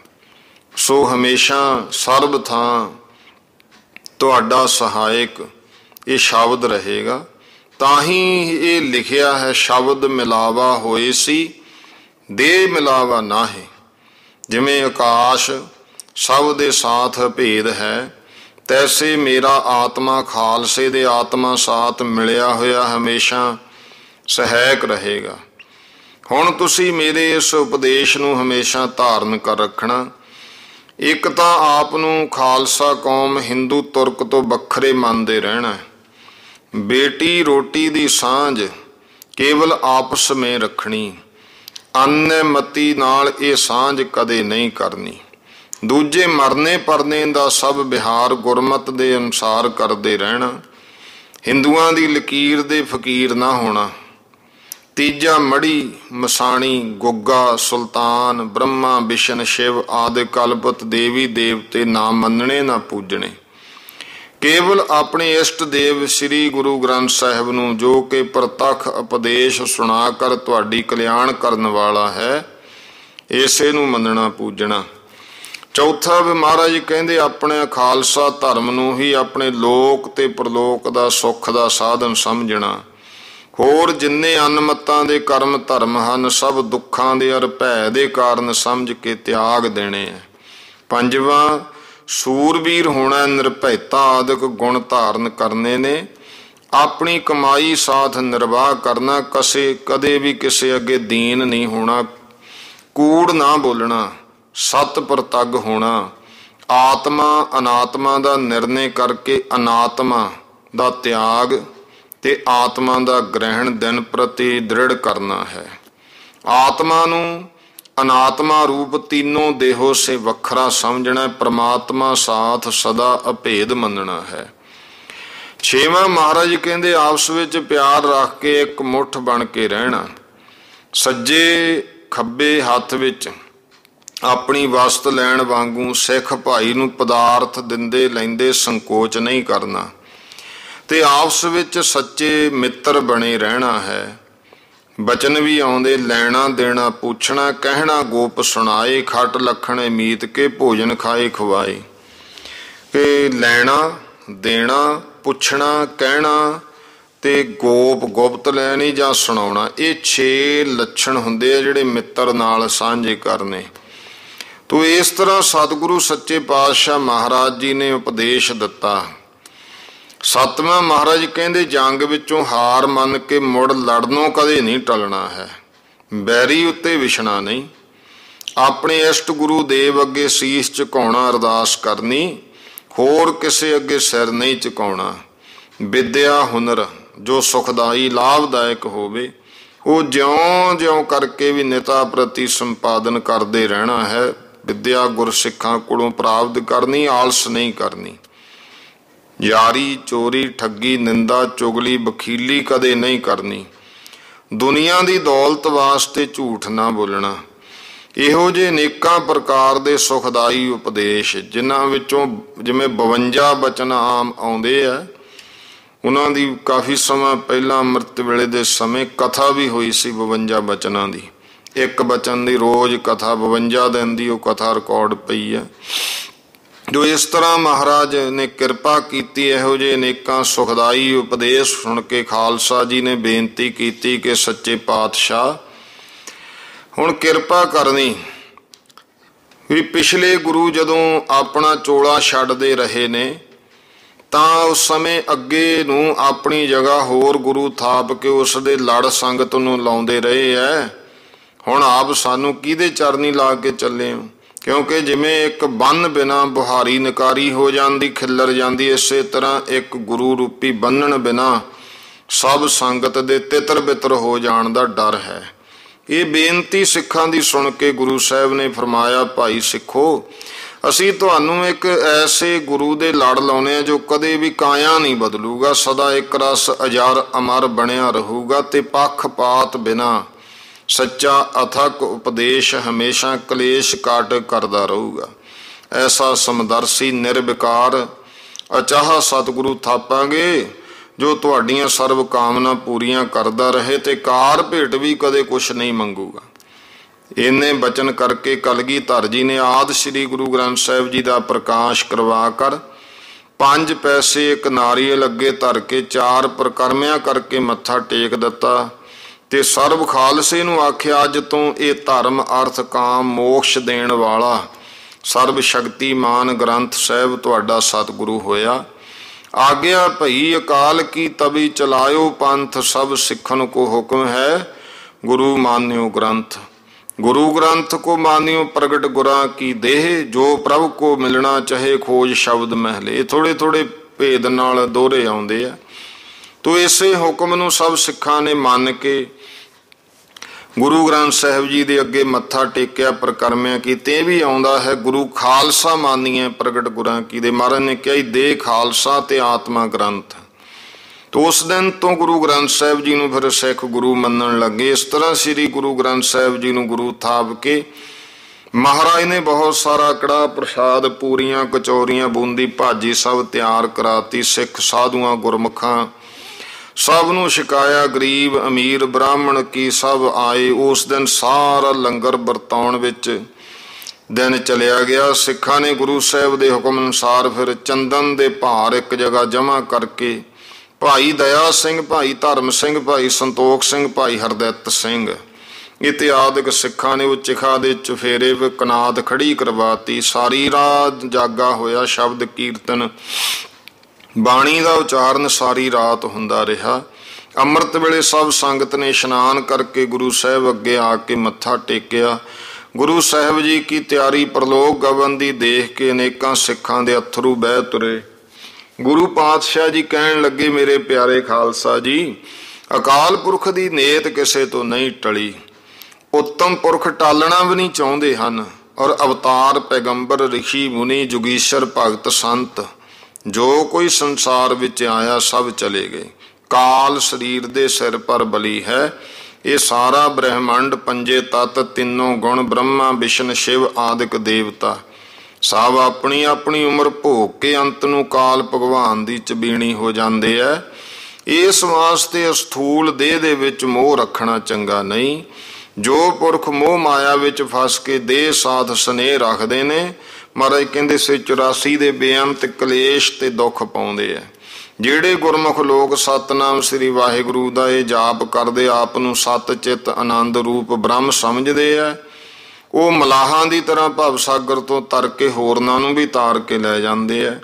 ਜਿਵੇਂ ਜਿਹੜਾ ਮੇਘ ਬੱਦਲ ਆਕਾਸ਼ ਵਿੱਚ ਪ੍ਰਗਟ ਹੋ ਕੇ ਵਰਖਾ ਕਰਕੇ ਸ਼ਾਂਤੀ ਗੁਜ਼ਾਰ ਕੇ ਫਿਰ ਉਸੇ ਆਕਾਸ਼ ਵਿੱਚ ਲੀਨ ਹੋ ਜਾਂਦੇ ਹਨ, ਇਸੇ ਤਰ੍ਹਾਂ ਸਤਿਗੁਰੂ ਚਿਦਾਕਾਸ਼ ਰੂਪ ਬ੍ਰਹਮ ਵਿੱਚੋਂ ਪ੍ਰਗਟ ਹੋ ਕਰਕੇ ਜੀਵਾਂ ਨੂੰ ਸ਼ਾਂਤੀ ਵਰਤਾ ਕੇ ਮੁੜ ਬ੍ਰਹਮ ਦੇ ਵਿੱਚ ਲੀਨ ਹੋ ਜਾਂਦੇ ਆ। ਜਨਮ ਮਰਨ ਦੁਹੂ ਮਹਿ ਨਾਹੀ ਜਨ ਪਰ ਉਪਕਾਰੀ ਆਏ। ਸੋ ਖਾਲਸਾ ਜੀ, ਤੁਸਾਂ ਨੂੰ ਅਸਾਂ ਅਕਾਲ ਪੁਰਖ ਦੇ ਲੜ ਲਾਇਆ ਤੇ ਸ਼ਕਤੀ ਦੀ ਗੋਦ ਵਿੱਚ ਪਾਇਆ ਹੈ। ਸਤ ਸੰਤੋਖ ਨਾਲ ਆਪਸ ਵਿੱਚ ਪਿਆਰ ਰੱਖ ਕੇ ਆਨੰਦ ਭੋਗੋ। ਕੋਈ ਤੁਹਾਡਾ ਮੂੰਹ ਮੋੜਨ ਵਾਲਾ ਨਹੀਂ ਹੋਵੇਗਾ। ਉਧਰ ਜਦੋਂ 4 ਸਵੇਰੇ ਦੇ ਪਿੰਡਾਂ ਤੇ ਨੰਦੇੜ ਸ਼ਹਿਰ ਦੇ ਵਿੱਚ ਖਬਰ ਹੋਈ ਕਿ ਗੁਰੂ ਗੋਬਿੰਦ ਸਿੰਘ ਜੀ ਮਹਾਰਾਜ ਸਾਹਿਬ ਜਿਨ੍ਹਾਂ ਨੇ ਵੈਰੀਆਂ ਦੇ ਬ੍ਰਿੰਦਾਵਨ ਨੂੰ ਅੱਗ ਵਾਂਗੂ ਦਾਹ ਕੇ ਜਿਹੜਾ ਹਿੰਦਵਾਨ ਦੀ ਰੱਖਿਆ ਕੀਤੀ, ਅੱਜ ਉਹ ਸੱਚਖੰਡ ਨੂੰ ਗਵਨ ਕਰਨਗੇ। ਚਲੋ ਸ਼ੀਘਰ ਦਰਸ਼ਨ ਕਰ ਆਈਏ। ਇਸੇ ਤਰ੍ਹਾਂ ਗੁਰੂ ਸਾਹਿਬ ਦੇ ਉਪਕਾਰ ਤੇ ਗੁਣ ਚਿਤ ਵਧੇਰੇ ਵਰਨਾ ਆਸ਼ਰਮਾਂ ਵਾਲੇ ਸਭ ਲੋਕ ਗੁਰੂ ਮਹਾਰਾਜ ਦੇ ਦੀਦਾਰ ਨੂੰ ਇੰਨੇ ਕਾਏ ਕਿ ਵੱਡਾ ਭਾਰੀ ਮੇਲਾ ਜੋੜ ਹੋ ਗਿਆ। ਗੁਰੂ ਸਾਹਿਬ ਨੇ ਵੀ ਖੁੱਲੇ ਦੀਦਾਰ ਦੇ ਕੇ ਸਭ ਨੂੰ ਨਿਹਾਲ ਕੀਤਾ। ਫਿਰ ਨਵੀਨ ਵਸਤਰ ਸ਼ਸਤਰ ਸਜਾਏ, ਜਿਗਾ ਕਲਗੀ ਮੋਤੀਆਂ ਦੀ ਮਾਲਾ ਪਹਿਨੀ, ਕਨਾਤ ਅੰਦਰ ਜੋ ਤਿਖਾ ਚਿਖਾ ਤਿਆਰ ਕਰ ਰੱਖੀ ਸੀ। ਜਦੋਂ ਉਸ ਵੱਲ ਜਾਣ ਲੱਗੇ ਤੇ ਅਨੇਕਾਂ ਸਿੰਘਾਂ ਦੀਆਂ ਭੁੱਬਾਂ ਨਿਕਲ ਗਈਆਂ। ਮਹਾਰਾਜ ਜੀ ਨੇ ਖੜੇ ਹੋ ਕੇ ਸਭ ਨੂੰ ਧੀਰੇ ਦਿੱਤਾ, ਇਹ ਗਿਆਨ ਦ੍ਰਿੜਾਇਆ ਕਿ ਤੁਸੀਂ ਦੇਹ ਸਾਥ ਸਨੇਹ ਨਾ ਕਰੋ, ਸ਼ਬਦ ਨਾਲ ਪ੍ਰੇਮ ਵਧਾਓ। ਜਿਵੇਂ ਨਦੀ ਕਿਨਾਰੇ ਬਿਰਸ਼ ਤੇ ਬਾਲੂ ਰੇਤੇ ਦੀ ਕੰਧ, ਕਾਗਜ਼ਾਂ ਦੀ ਬੇੜੀ, ਮੇਘਾਂ ਦੀ ਛਾਇਆ, ਇਹ ਥਿਰ ਰਹਿਣ ਵਾਲੇ ਪਦਾਰਥ ਨਹੀਂ ਹਨ। ਇਸੇ ਤਰ੍ਹਾਂ ਦੇਹ ਖਿਣ ਭੰਗਰ ਹੈ। ਅਸੀਂ ਆਤਮਾ ਕਰਕੇ ਸਦਾ ਹੀ ਤੁਹਾਡੇ ਅੰਗ ਸੰਗ ਹਾਂ। ਅਕਾਲ ਪੁਰਖ ਤੁਹਾਡਾ ਰੱਖਕ ਹੈ। ਜਿੱਥੇ 5 ਸਿੰਘ ਗੁਰਬਾਣੀ ਦੇ ਪਿਆਰੇ ਅਰਦਾਸਾ ਸੋਧਣਗੇ ਉੱਥੇ ਹੀ ਮੈਨੂੰ ਹਾਜ਼ਰ ਸਮਝੋ। ਸਭ ਕਾਰਜ ਤੁਹਾਡੇ ਸਿੱਧ ਹੋ ਜਾਇਆ ਕਰਨਗੇ। ਜਿਹੜੇ ਸਿੰਘ ਜੰਗ ਵਿੱਚ ਸਨਮੁਖ ਸਾਕਾਮ ਸਹਿਦ ਕਾਮਨਾ ਜੂਝਣਗੇ, ਉਹ ਸਵਰਗ ਦੇ ਸਾਰੇ ਭੋਗ ਭੋਗ ਕੇ ਫੇਰ ਮੇਰੇ ਪਾਸ ਸੱਚਖੰਡ ਵਿੱਚ ਆਉਣਗੇ। ਜਿਹੜੇ ਨਿਸ਼ਕਾਮ ਜੂਝਣਗੇ ਉਹ ਉਸੇ ਘੜੀ ਸੱਚਖੰਡ ਦੇ ਨਿਵਾਸੀ ਹੋਣਗੇ, ਜਿੱਥੇ ਕਦੇ ਕਾਲ ਦਾ ਜਾਲ ਤੇ ਰੋਗ ਨਹੀਂ ਵਿਆਪਦਾ ਹੈ। ਸਦਾ ਹੀ ਜਵਾਨੀ ਬਣੀ ਰਹਿੰਦੀ ਹੈ। ਬਾਂਛਤ ਲੋਕ ਕਲਪ ਪ੍ਰਿਅੰਤ ਭੋਗ ਕੇ ਫਿਰ ਮਹਾਪਰਲੇ ਦੇ ਸਮੇਂ ਬ੍ਰਹਮ ਵਿੱਚ ਭੇਦ ਹੋ ਜਾਵੋਗੇ। ज्यों जल मह जल आए खटाना, त्यों ज्योति संग जोत समाना। ਇਹੋ ਦਰਜਾ ਤੇ ਕੇਵਲ ਮੋਕਸ਼ ਗੁਰੂ ਕੇ ਪਿਆਰੇ ਸੱਚੀ ਸਿਦਕੀ ਸਿੱਖਾਂ ਸਾਧਾਂ ਨੂੰ ਪ੍ਰਾਪਤ ਹੁੰਦੀ ਹੈ। ਇਹ ਕਹਿ ਕੇ ਸਭ ਨੂੰ ਆਗਿਆ ਕੀਤੀ ਕਿ ਜਪਜੀ ਔਰ ਜਾਪ ਸਾਹਿਬ ਦਾ ਪਾਠ ਕਰੋ। ਖਾਲਸਾ ਧਰਮ ਵਿੱਚ ਰੋਣ ਦਾ ਹੁਕਮ ਨਹੀਂ, ਨਾ ਹੀ ਪਿੰਡ ਪੱਤਲ ਦੀਵਾ ਕਰਨਾ ਕਰਾਉਣਾ ਹੈ। ਜਿੱਥੇ ਕਿਸੇ ਦਾ ਸੰਸਕਾਰ ਹੋਵੇ ਉਸੇ ਥਾਂ ਉਹਦੀ ਭਸਮ ਧਰਤੀ ਅੰਦਰ ਦਬਾਉਣੀ ਹੈ, ਜਲ ਨੇੜੇ ਹੋਵੇ ਤਾਂ ਉਹਦੇ ਵਿੱਚ ਪਾ ਦੇਣੀ ਹੈ। ਸ੍ਰੀ ਗੁਰੂ ਗ੍ਰੰਥ ਸਾਹਿਬ ਜੀ ਦਾ ਪਾਠ ਕਰਨਾ ਜਾਂ ਕਰਾਉਣਾ, ਬਿਹੰਗਮਾ ਸਿੰਘਾਂ ਨੂੰ ਪੁਸ਼ਾਕੇ ਤੇ ਗੱਫੇ ਯਥਾ ਸ਼ਕਤ ਦੇਣੇ, ਪ੍ਰੇਤ ਨਹੀਂ ਕਰਾਉਣਾ, ਸਿਆਪਾ ਸੋਗ ਨਹੀਂ ਕਰਨਾ। ਸਾਡੇ ਪਿੱਛੋਂ ਇੱਥੇ ਦੇਗ ਚਲਾਉਣੀ, ਸਮਾਧ ਨਹੀਂ ਬਣਾਉਣੀ। ਜੋ ਸਮਾਧ ਬਣਾਵੇਗਾ ਉਹਦਾ ਸਰਬੰਸ ਨਹੀਂ ਰਹੇਗਾ। ਭਾਈ ਸੰਤੋਖ ਸਿੰਘ ਲਾਂਗਰੀ ਉਹਨੇ ਬੇਨਤੀ ਕੀਤੀ, ਸੱਚੇ ਪਾਤਸ਼ਾਹ ਇਹ ਦੇਸ਼ ਤਾਂ ਸਿੱਖੀ ਹੀ ਨਹੀਂ ਹੈ, ਤਾਂ ਦੇਗ ਵਰਤਣ ਵਾਸਤੇ ਮਾਇਆ ਕਿੱਥੋਂ ਆਵੇਗੀ? ਕਿਉਂਕਿ ਉੱਥੋਂ ਦਾ ਮੁੱਖ ਮਹੰਤ ਭਾਈ ਸੰਤੋਖ ਸਿੰਘ ਨੂੰ ਥਾਪਿਆ ਸੀ। ਮਹਾਰਾਜ ਕਹਿਣ ਲੱਗੇ, ਭਾਈ ਸਿੱਖੋ ਧੀਰਜ ਰੱਖੋ, ਇੱਥੇ ਟੋਟ ਦੇਗ ਚੱਲੇਗੀ ਔਰ ਇੱਕ ਸਿੱਖ ਐਸਾ ਹੋਵੇਗਾ ਜੋ ਸਾਰੀ ਟਹਿਲ ਕਰਕੇ ਜਸ ਲਵੇਗਾ। ਇਹੋ ਜਿਹੇ ਬਚਨ ਕਰਦੇ ਅਰਦਾਸਾ ਸੋਧ ਕੇ ਕਾਤਕ ਸੁਦੀ ਪੰਚਵੀਂ ਸੰਮਤ 1765 ਬਿਕਰਮੀ ਨੂੰ ਜਦੋਂ ਗੁਰੂ ਸਾਹਿਬ ਜੀ ਕਨਾਤ ਦੇ ਅੰਦਰ ਵੜ ਕੇ ਚੰਦਨ ਦੀ ਚਿਖਾ ਉੱਤੇ ਪਦਮ ਆਸਣ ਕਰਕੇ ਬੈਠੇ, ਤਦ ਭਾਵੇਂ ਗੁਰੂ ਸਾਹਿਬ ਜੀ ਦਾ ਬਚਨ ਮੰਨ ਕੇ ਸਭ ਸਿੰਘ ਕਨਾਤ ਤੋਂ ਬਾਹਰ ਤਾਂ ਹੋ ਖੜੇ, ਪਰ ਸਾਰਿਆਂ ਦੀਆਂ ਅੱਖਾਂ ਅੱਗੇ ਗਮ ਦਾ ਅੰਧੇਰਾ ਛਾ ਗਿਆ ਔਰ ਗੁਰੂ ਸਾਹਿਬ ਜੀ ਯੋਗ ਆਸਣ ਨਿਕਾਲ ਕੇ ਅਗਨੀ ਦੀ ਲਾਟ ਵਿੱਚ ਲਾਟ ਰੂਪ ਹੋ ਗਏ। ਤਾਂ ਅਨੇਕ ਸਿੰਘ ਗੁਰੂ ਸਾਹਿਬ ਦਾ ਵਿਯੋਗ ਨਾ ਸਹਾਰ ਕੇ ਵਿਆਕੁਲ ਹੋ ਕੇ ਡਿੱਗ ਪਏ। ਸਾਰਿਆਂ ਪਰ ਐਸਾ ਕਰੁਣਾ ਰਸ ਵਰਤਿਆ, ਕੋਈ ਕਿਸੇ ਨੂੰ ਸੰਬੋਧਨ ਕਰਨ ਵਾਲਾ ਨਾ ਰਿਹਾ। ਆਕਾਸ਼ ਦੇ ਪ੍ਰਕਾਸ਼ ਵਿੱਚ ਜੈ ਜੈਕਾਰ ਦੀ ਧੁਨੀ ਹੋਣ ਕਰਕੇ ਸਭ ਲੋਕ ਅਚਰਜ ਮੰਨ ਗਏ ਔਰ ਬ੍ਰਹਮਾ ਇਤਿਆਦਿਕ ਵੱਡੇ ਛੋਟੇ ਦੇਵਤਾ ਸਿੱਧ ਰਖੀਸ਼ਰ ਮੁਨੀਸ਼ਵਰ ਜੋਗੀਸ਼ਵਰ ਸਭ ਗੁਰੂ ਸਾਹਿਬ ਦੇ ਦਰਸ਼ਨਾਂ ਵਾਸਤੇ ਆਏ ਤੇ ਪੁਸ਼ਪ ਜਲੀਆਂ ਅਰਪਣ ਕਰਕੇ ਸਭ ਨੇ ਜੈ ਜੈਕਾਰ ਉਚਾਰੀ। ਇੱਧਰ ਸਿੰਘ ਸੋਚਾਂ ਵਿੱਚ ਪਏ ਹੋਏ ਅਗਨੀ ਦੀ ਲਾਟ ਵੱਲ ਤੱਕ ਰਹੇ ਸੀ।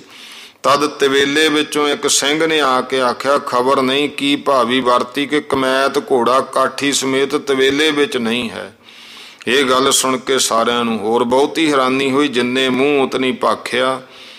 ਇਹ ਅਨੇਕਾਂ ਤਰ੍ਹਾਂ ਦੀਆਂ ਕਲਪਨਾ ਕਰਨ ਲੱਗੇ। ਇਹਨਾਂ ਨੂੰ ਇੱਕ ਹਿੰਦੂ ਫਕੀਰ ਆਇਆ, ਉਹਨੇ ਸਿੰਘਾਂ ਨੂੰ ਆਖਿਆ, ਤੁਸੀਂ ਕਿਹੜੀ ਚੀਜ਼ ਦਾ ਸ਼ੌਕ ਕਰ ਰਹੇ ਹੋ? ਗੁਰੂ ਸਾਹਿਬ ਤਾਂ ਕਮੈਤ ਘੋੜੇ ਪਰ ਸਵਾਰ ਜਨ ਹੋਏ, ਮੈਨੂੰ ਰਸਤੇ ਵਿੱਚ ਮਿਲੇ ਨੇ, ਮੈਂ ਦਰਸ਼ਨ ਕਰਕੇ ਮੱਥਾ ਟੇਕ ਕੇ ਆਇਆ। ਉਹਨਾਂ ਮੈਨੂੰ ਇਹ ਸੁਨੇਹਾ ਵੀ ਦਿੱਤਾ ਕਿ ਸਾਰੇ ਸਿੰਘਾਂ ਨੂੰ ਆਖ ਦੇ ਵੀ ਉਹ ਭੋਰਾ ਭਰ ਵੀ ਸੰਸਾ ਸ਼ੋਕ ਨਾ ਕਰਨ, ਕਮੈਤ ਘੋੜਾ ਸੋਨੇ ਦੀ ਕਾਠੀ ਸਮੇਤ ਅਸੀਂ ਆਪੇ ਲੈ ਚੱਲੇ ਹਾਂ।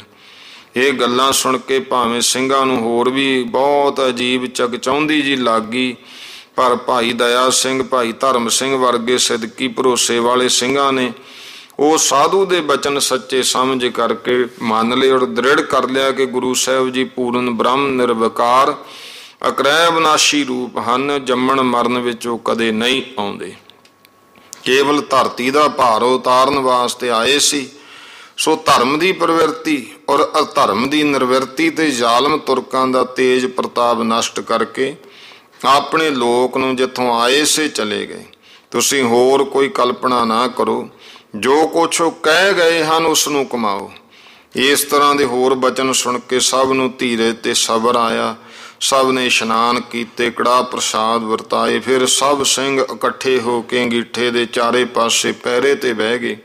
ਸਾਰੀ ਰਾਤ ਭਜਨ ਬੰਦਗੀ ਕਰਦੇ ਰਹੇ। ਭਾਵੇਂ ਗੁਰੂ ਸਾਹਿਬ ਜੀ ਦਾ ਹੁਕਮ ਦੇ ਗਏ ਸਾਡਾ ਅੰਗੀਠਾ ਨਾ ਫੁੱਲਣਾ, ਸਮਾਧ ਨਹੀਂ ਬਣਾਉਣੀ, ਪਰ ਸਿੰਘਾਂ ਨੇ ਪ੍ਰੇਮ ਵਿੱਚ ਆ ਕੇ ਦੋਵੇਂ ਕੰਮ ਕੀਤੇ। ਅੰਗੀਠੇ ਦੇ ਵਿੱਚੋਂ ਇੱਕ ਛੋਟੀ ਕਿਰਪਾਨ ਤੋਂ ਬਿਨਾਂ ਹੋਰ ਕੁਛ ਨਹੀਂ ਲੱਭਿਆ। ਤਦ ਉਹ ਸਾਧੂ ਦਾ ਕਹਿਣਾ ਮੰਨ ਕੇ ਨਿਸ਼ਚਾ ਕਰ ਲਿਆ ਕਿ ਇਹ ਗੁਰੂ ਸਾਹਿਬ ਵੀ ਸ੍ਰੀ ਗੁਰੂ ਨਾਨਕ ਦੇਵ ਜੀ ਮਹਾਰਾਜ ਦੇ ਵਾਂਗ ਸਣ ਦੇ ਹੀ ਸੱਚਖੰਡ ਨੂੰ ਗਏ ਹਨ। ਪਰ ਤਾਂ ਵੀ ਉਹਨਾਂ ਦੇ ਬਚਨਾਂ ਦੇ ਉਲਟ ਫਿਰ ਸਮਾਧ ਜਗ੍ਹਾ ਬਣੀ, ਚੌਰ ਕਰਨ, ਮੱਥਾ ਟੇਕ ਕੇ ਫੁੱਲ ਚੜਾਉਣ ਲੱਗੇ। ਤੇ ਉਹੀ ਫਿਰ ਜਗ੍ਹਾ ਗੋਦਾਵਰੀ ਗੰਗਾ ਕਿਨਾਰੇ ਅਬਚਲ ਨਗਰ ਗੁਰਦੁਆਰਾ ਪੂਜਨੀਕ ਬਣਿਆ। ਤੇ ਰਾਜੇ ਚੰਦੂ ਲਾਲ ਦੀ ਦਿੱਤੀ ਹੋਈ 12-14 ਹਜ਼ਾਰ ਦੀ ਜਗੀਰ ਜੋ ਹੈਦਰਾਬਾਦ ਦੇ ਨਵਾਬ ਵੱਲੋਂ ਮਿਲਦੀ ਰਹੀ ਜਿੰਨਾ ਟਾਈਮ ਰਿਆਸਤਾਂ ਰਹੀਆਂ, ਤੇ ਹੋਰ ਆਮਦਨੀ ਭੇਟਾ ਪਾ ਕੇ ਸਾਲ ਦੇ ਵਿੱਚ ਉਹਨਾਂ ਸਮਿਆਂ ਵਿੱਚ ਜਦੋਂ ਗਿਆਨੀ ਜੀ ਨੇ ਇਤਿਹਾਸ ਲਿਖਿਆ 1 ਲੱਖ ਰੁਪਏ ਦੇ ਲਗਭਗ ਆਮਦਨ ਹੋ ਜਾਂਦੀ ਸੀ। बाकी कहते जिहड़ा संपूर्ण हाल है वो 5वें हिस्से विच आऊगा। बाबा बंदा सिंह बहादुर की कथा भी जिहड़ी है वो अगे आवेगी सारी। तो इन्हां दा मकसद सीगा कि पहला जिहड़ा है 10 पातशाहियां दा इतिहास लिखिया जावे। वो ज्ञानी ज्ञान सिंह जी ने संखेप लिखिया है। तो ये जड़ियाँ साखियाँ लईयां ने इन्हां दे विच तरीकां थां ऐड करके साखियाँ जड़ियाँ बनाईयां वो फिर भाई संतोख सिंह जी दे लिखे हुए गुरप्रताप सूरज ग्रंथ तो बनाईयां हन। तो इस तरह हुण लिखदे हन कि भाई कलगीधर पातशाह जी दा ज्योति जो समाउणा होया। बहुत सारे गुरु के प्यारे सिंह सिख जो अंग्रेजी फारसी तो चंगी तरह पढ़े हुए हैं पर गुरमुखी थोड़ी मसां पाठ मात्र ही जानते आ। कहते उन्हां विचों अनेकां ने मैनू ज्ञानी ज्ञान सिंह लिखते आ समाप्ति ते हुण ये गल आखी कि असीं लोग जिहड़े आ 10 गुरुआं दे बरतांत तो वाकफ होने की बहुत इच्छा रखते हाँ। पर जो भाई संतोख सिंह जी ने ग्रंथ लिखे श्री नानक प्रकाश ते श्री गुरप्रताप सूरज ग्रंथ जी नूं सूरज प्रकाश कहा जाता सारे, वो बहुत विस्तार वाले पुस्तक हैं। सो सानू कुछ लाभ नहीं दे सकते, भाव असी करती वरती नहीं भी उन्ना सुनिया जाता। उदों समय भी इहो जे सन क्योंकि जो एक तां कहंदे वो छंदाबंदी विच है जिस करके असी उन्हां नूं साफ पढ़ नहीं सकते। जो पढ़ भी लिए फिर यथार्थ जिहड़ा मतलब सही है वो नहीं समझ सकते। और दूजी ये गल बड़ी औखी है कि भाई संतोख सिंह जी ने इक्को प्रसंग इन्ना लमेरा लिखिया कि कई पत्रियां विच अंशुआं विच भी नहीं मुकांदा। और अगे पढ़ते पढ़ते कहंदे कई बार पिछले प्रसंगां नूं ही भुल जाईदा है। ते दफ्तरां दे कम्मां कारां तो सानू इतनी बेहल भी नहीं मिलती कि इसे नूं पढ़ते रहीए। सो ये सारियां कठिनाइयां दूर तद हुंदियां ने जे तुसीं ज्ञानी जी कहंदे सानू कोई ਸਿੰਘਾਂ ने कहा तुसीं सुखाला पंजाबी बोली दे विच वार्तक रूप विच सारा हाल साखियां लिख देवो। तो इन्हां प्रेमी पुरुषां दी प्रार्थना ज्ञानी ज्ञान सिंह कहंदे उन्होंने मेरा दिल ऐसा खिंचिया कि मैं इसनूं परोपकार दा कारज ते गुरु साहिब दा जस जान के बहुत शरधा ते मेहनत नाल आरंभ किया। लिखते ने कि अज 1 पोह संमत 1956 बिक्रमी भाव 1899 ईस्वी सन बनता है। उस कहते 5 साल की दिन रात की मेहनत करके ये हुण मैं संपूर्ण किया है। इस दे विच श्री नानक प्रकाश ते श्री गुरप्रताप सूरज ग्रंथ दियां साखियां तो बिना जिहड़ी 500 साखी भाई राम कौर जी वाली ते होर दौरे दियां साखियां ते पुस्तक विचों बहुत सारियां साखियां गुरु के घर दियां मैं लैके वो लिखियां ने।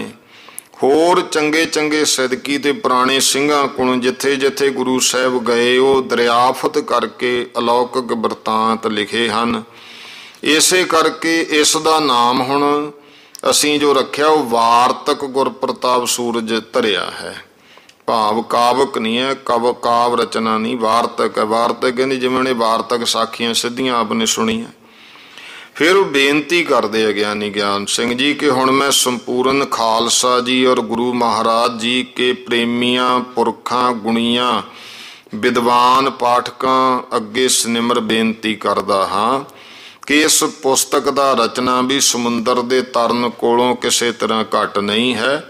सो जेकर आप दी दृष्टि विच कोई दूषण नज़र आवे तो मेरी इस मेहनत वाल जो मैं 5 साल केवल गुरु का जस ते परोपकार जान के कीती है 5 सालां च लिखिया सी इतिहास। कहंदे इस वल ध्यान दे के मेरी खिमा कर दिओ। और जिस तरह मैं इसनूं बनाया है उसे तरह आप भी इसनूं एक बारी अंत पर्यंत पढ़ के मेरी मेहनत नूं सफल करना ते जस अर लाभ उठाउणा।